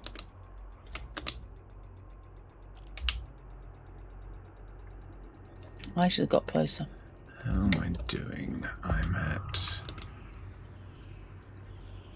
So I should be up to about 1,000 units, which should, I think, be enough to get me in top 75%. If I'm lucky. For some reason, I just have no luck. Or possibly just no desire to do too much cargo hauling. I'll get on the books for such things, but I'm just not grabbed by it. You've never really done the cargo game. I used to do quite a bit of space trucking. I quite enjoy the space trucking. I can't do it all the time. There are occasions when I really just can't be doing with it, and I want to go mining or shooting or mucking about on a planet or whatever. But space trucking is one of the activities that I do enjoy. So I'm not criticising. Space trucking now and then. I'm not criticising. It's just for some reason it just doesn't grab me. I wish it did. I can do 13 probes. How badly have I messed this up? 70% approaches? 72%? How have I managed to put one smack in the overlap? Well done. Nice one, Drutt. So, can I get something to the back of the planet without changing my orientation and smacking straight into the ring? There's the question. What is Escape from Death Planet? I don't know why mentioning the overlap suddenly reminded me I was watching Outside Xbox doing Phasmophobia because there was an Alan Wake event running. It was the various standard Phasmophobia locations, but they'd been tweaked to look like places from Alan Wake. They'd been dressed as Alan Wake sets. So the diner becomes the Oh Dear diner. That kind of thing. And whichever house it is becomes the house on Caundron Lake. And it was just so cool. They kept finding pages, and when you find pages, you get the Alan Wake's narration of the pages, talking about the ghosts in Phasmophobia. It's presumably been specially recorded by Matthew Peretta for it. Nice. The trouble was, because Phasmophobia set up on proximity multiplayer comms, only the person who picked up the pages and or was standing right next to them could hear, and it was only one person's stream. So it was kind of Mike was sat there going, "Where am I? Where was I? Where are you? Who's listening?" And it was Ellen who picked up pages and things. And it's kind of, well, this is great, but we have no idea what's that now saying. Mind you, the fact that they were all completely flaked out, it was clearly when it was really hot the other week. So they were kind of recording in a, I'm going to now die. I kind of felt sorry for them. I don't think they were exactly on top of the game.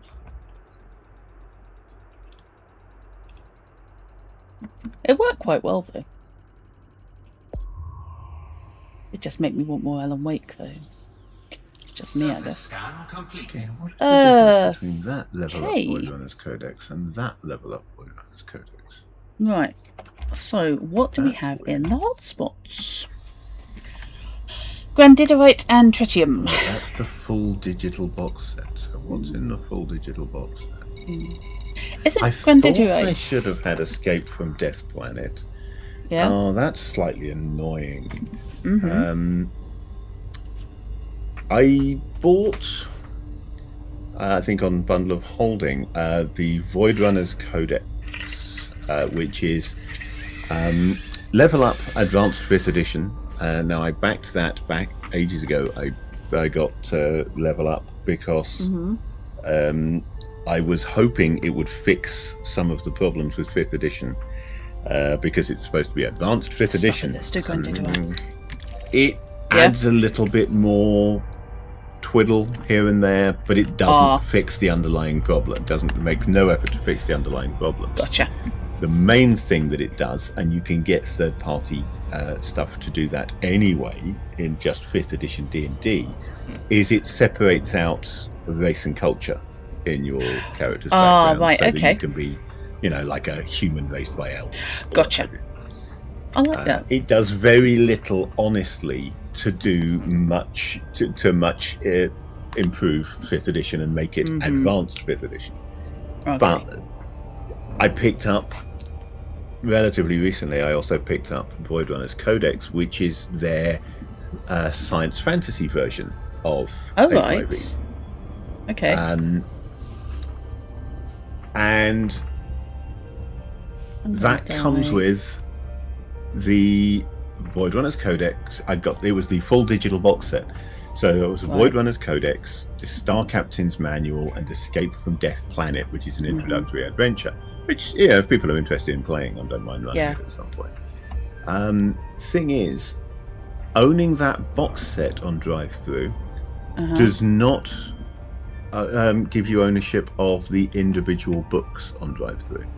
So if you forget what's in the box set, it would be very easy to accidentally buy them twice. Oh. I was looking at what is Escape from Death Planet, and the description sounded familiar, and I was thinking, surely I own that. But then I found the box set, which it's included in the box set, but I could look at that scenario, forget that I own it, and rebuy it relatively easily, and it's not cheap.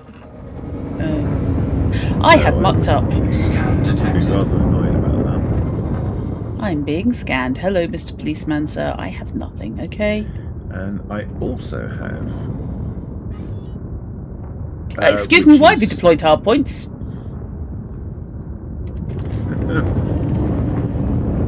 This is something that Robinson might wanted. find interesting. I have Adventures in Zeitgeist, which is a setting offering a world of steam, sorcery, and intrigue, bringing fantasy gaming to a new era of innovative magic and technology. Whether a conspirator, a constable, a revolutionary, or a vagabond, your adventures will steer the course of a new age. So basically, it's D&D 5e steampunk or Magitech. That works. Which I also have, and I don't remember picking that up at all. So I don't know whether that was part of the bundle when I bought A5e in the first place, level up in the first place. But yeah, level up was a bit of a disappointment to me. I didn't think it significantly brought anything to me that I wasn't getting from it. Gotcha. If you don't already have 5th edition, A5e is a perfectly good way of getting it, because it is completely standalone. You don't need the D&D 5th edition rulebooks. Gotcha. To run level up. So you could just buy the level up rulebooks instead. But I don't think, from my point of view, I don't think I really benefited very much from owning both.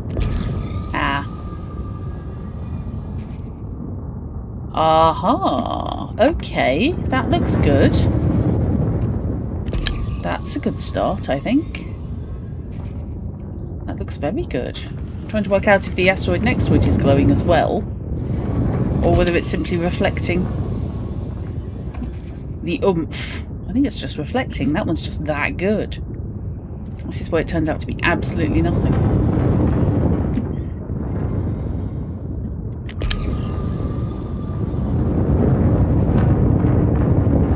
You can slow down anytime you like, but you can never leave. And okay, so what am I going to do now? Okay. More Elite Dangerous. Am I just going to watch Drutt play Elite Dangerous while doing something else? I'm remembering to deploy my fighter because Isaac can get his ass out and actually earn his money. Yeah. I think for starters, I am going to take Norgal Storm 2 back to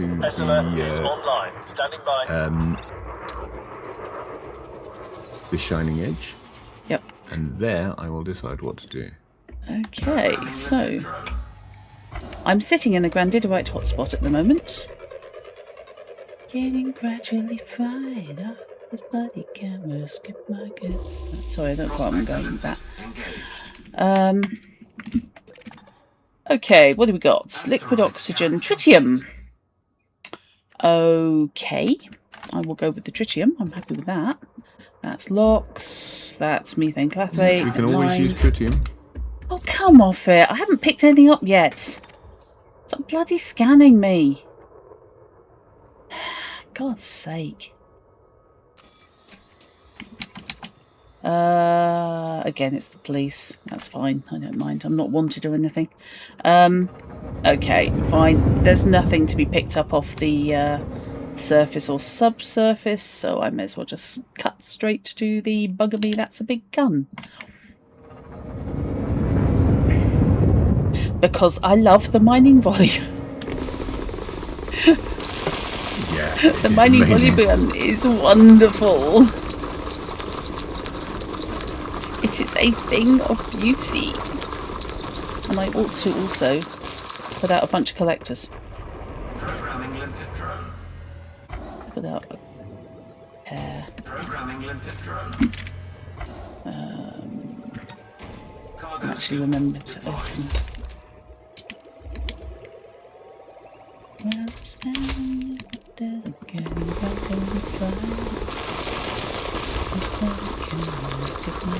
Tritium refined. Okay, that's a good thing to have suddenly appear. Oh, ready. So, what do we got? Oh, we got loads of tritium. Loads of tritium coming off this. That's fine by me. Loads of tritium. Yeah, thank you. Sorry. I'm not knocking it. I was just going to transfer it straight into the carrier when I got back.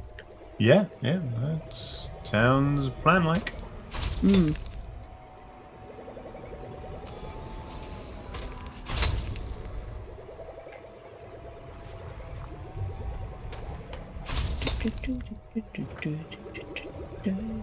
That's quite a nice design. I may have to pick that up. Okay. Right. Let's look at my next place to go.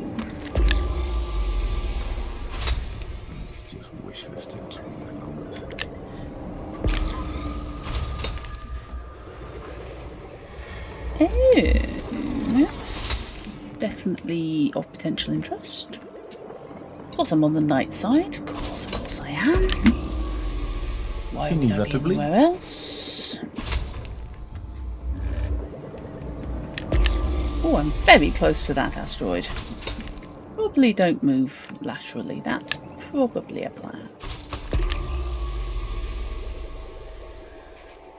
Okay, so there's something potentially over there.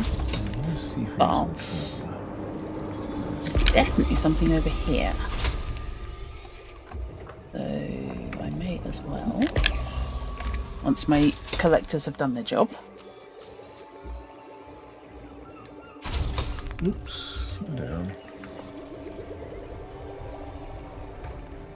Actually, I might put out another couple of collectors. Programming limpet drone. Because I can have quite a lot. Because of course I've got the good controller. Programming limpet drone.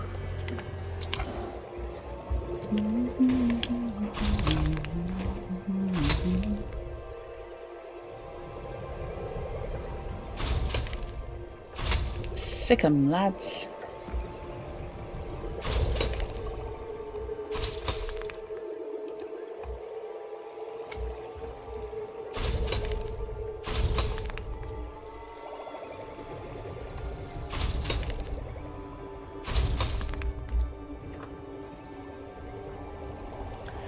That's another sci-fi game that I wouldn't mind trying out at some point. Mm-hmm. I picked up on Bundle of Holding the current edition of Fading Suns.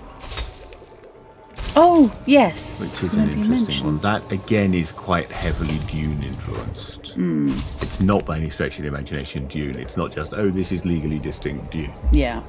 But it has a lot of Dune influence in it. It's... okay. It is...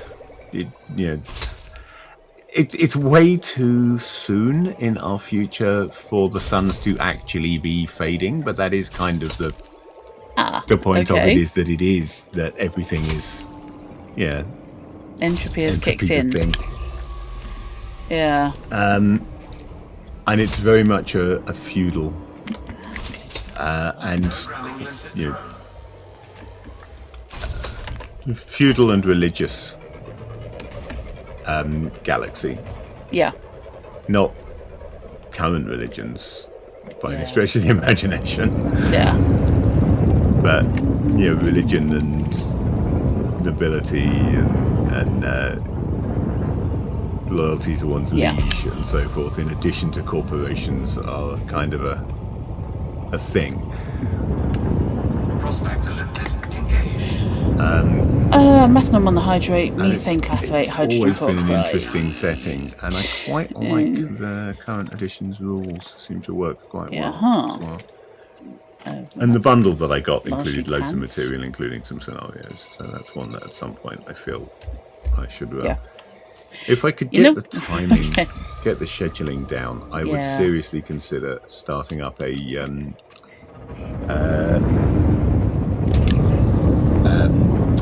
D&D is not the only game. Yeah. Regular D&D is not the only game stream on I can see that. But scheduling and timing. Scheduling's a nightmare. It's absolutely fine the boss of every bloody game session. Yeah. Especially when I've got half the week I definitely can't do it. Yeah. In some ways, you working nights is extremely useful for you, and in others, it's a bit of a pain in the neck, isn't it? Yes. I mean, I couldn't afford to work only 3 days. If I were working days. I need the night, the extra money from being on nights. I forget you when you do to that. let me do that. But it really does kill me over those days. It's completely useless over those days. I can't, for example, do a night shift and then do a stream in the morning afterwards, because it just messes me about too much. Time-wise, it should be entirely feasible, because if it was the other way around, it would be the equivalent of coming home after work and then streaming in the evening. Yeah. But that's not how it works. And that's entirely feasible under normal circumstances. But living at night does make a difference to to the way it works. Everything. The energy you've got and so forth. Yeah. Even somebody who's, you know, essentially nocturnal voluntarily, it does make a difference. Okay. So even if I could find people who were around to do like a Friday morning, yeah, it just wouldn't work for me. no. I could maybe do a Wednesday before, either Wednesday morning or Wednesday afternoon before going to work. Wednesday evening might work. Yeah. Then you've got the problem of clock watching, which is always fun. But there is the clock watching issue, and there's also the fact that under those circumstances, I would probably be better off as a player. I could do those slots as a player, but I'd need to be roping somebody else into actually running the game. I was wondering how you would not fare playing after you got home from work, rather than running. Yeah, I mean, unless it was a particularly hard night, I probably could manage that, because I don't go straight to. I mean, sometimes I do. If it's a harsh night, I come in and I just collapse. I know. But most days, if I'm honest, you know, I get in at about 7 a.m.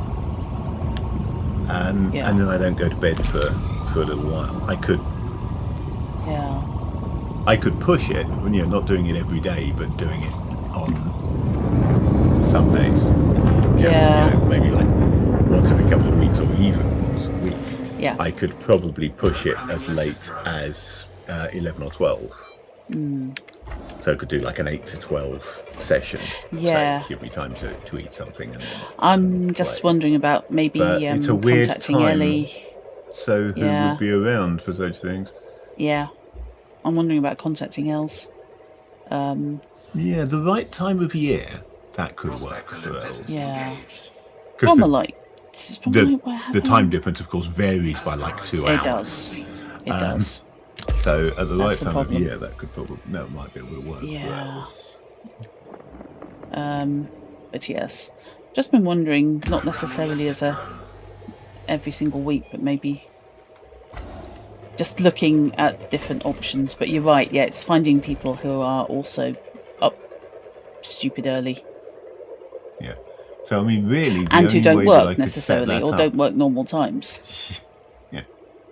Or are in a different time zone where that is. That's what I mean. Yeah. I don't know what time zone that would be. You know. No. Without looking it up. Yeah. Honestly, the only way that I can see to set up such a thing would be to be streaming in that slot. Yeah. And then recruiting while people. you are streaming from people coming in to see those streams. So I'm looking to put an actual play in this stream. If you're interested in playing, get in touch. Yeah. It's finding people with the right time zones, and the only way to find people with the right time zones logically is to be active during that time zone and looking for them.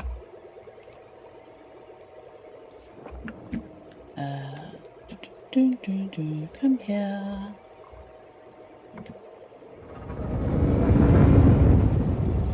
Yeah, man. Come around, you know you want to. Oh, you're subsurface. Damn. Okay. Fine. I'm going to get squished. I'm going to get squished between ice asteroids. This is not my idea of a good time. Oh my god, I'm going to die. I'm going to die for a unit of tritium. Come on. What the hell are you? Oh god, that's nasty. Oh, okay. Didn't realise it was actually directly in front of me. Ooh.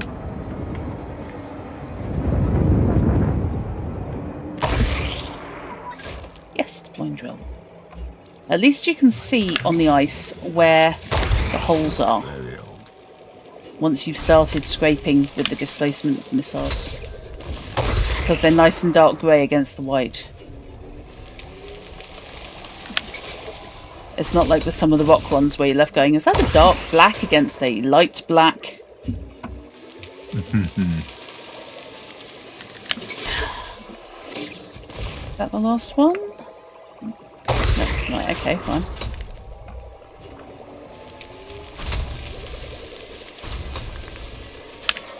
Damn.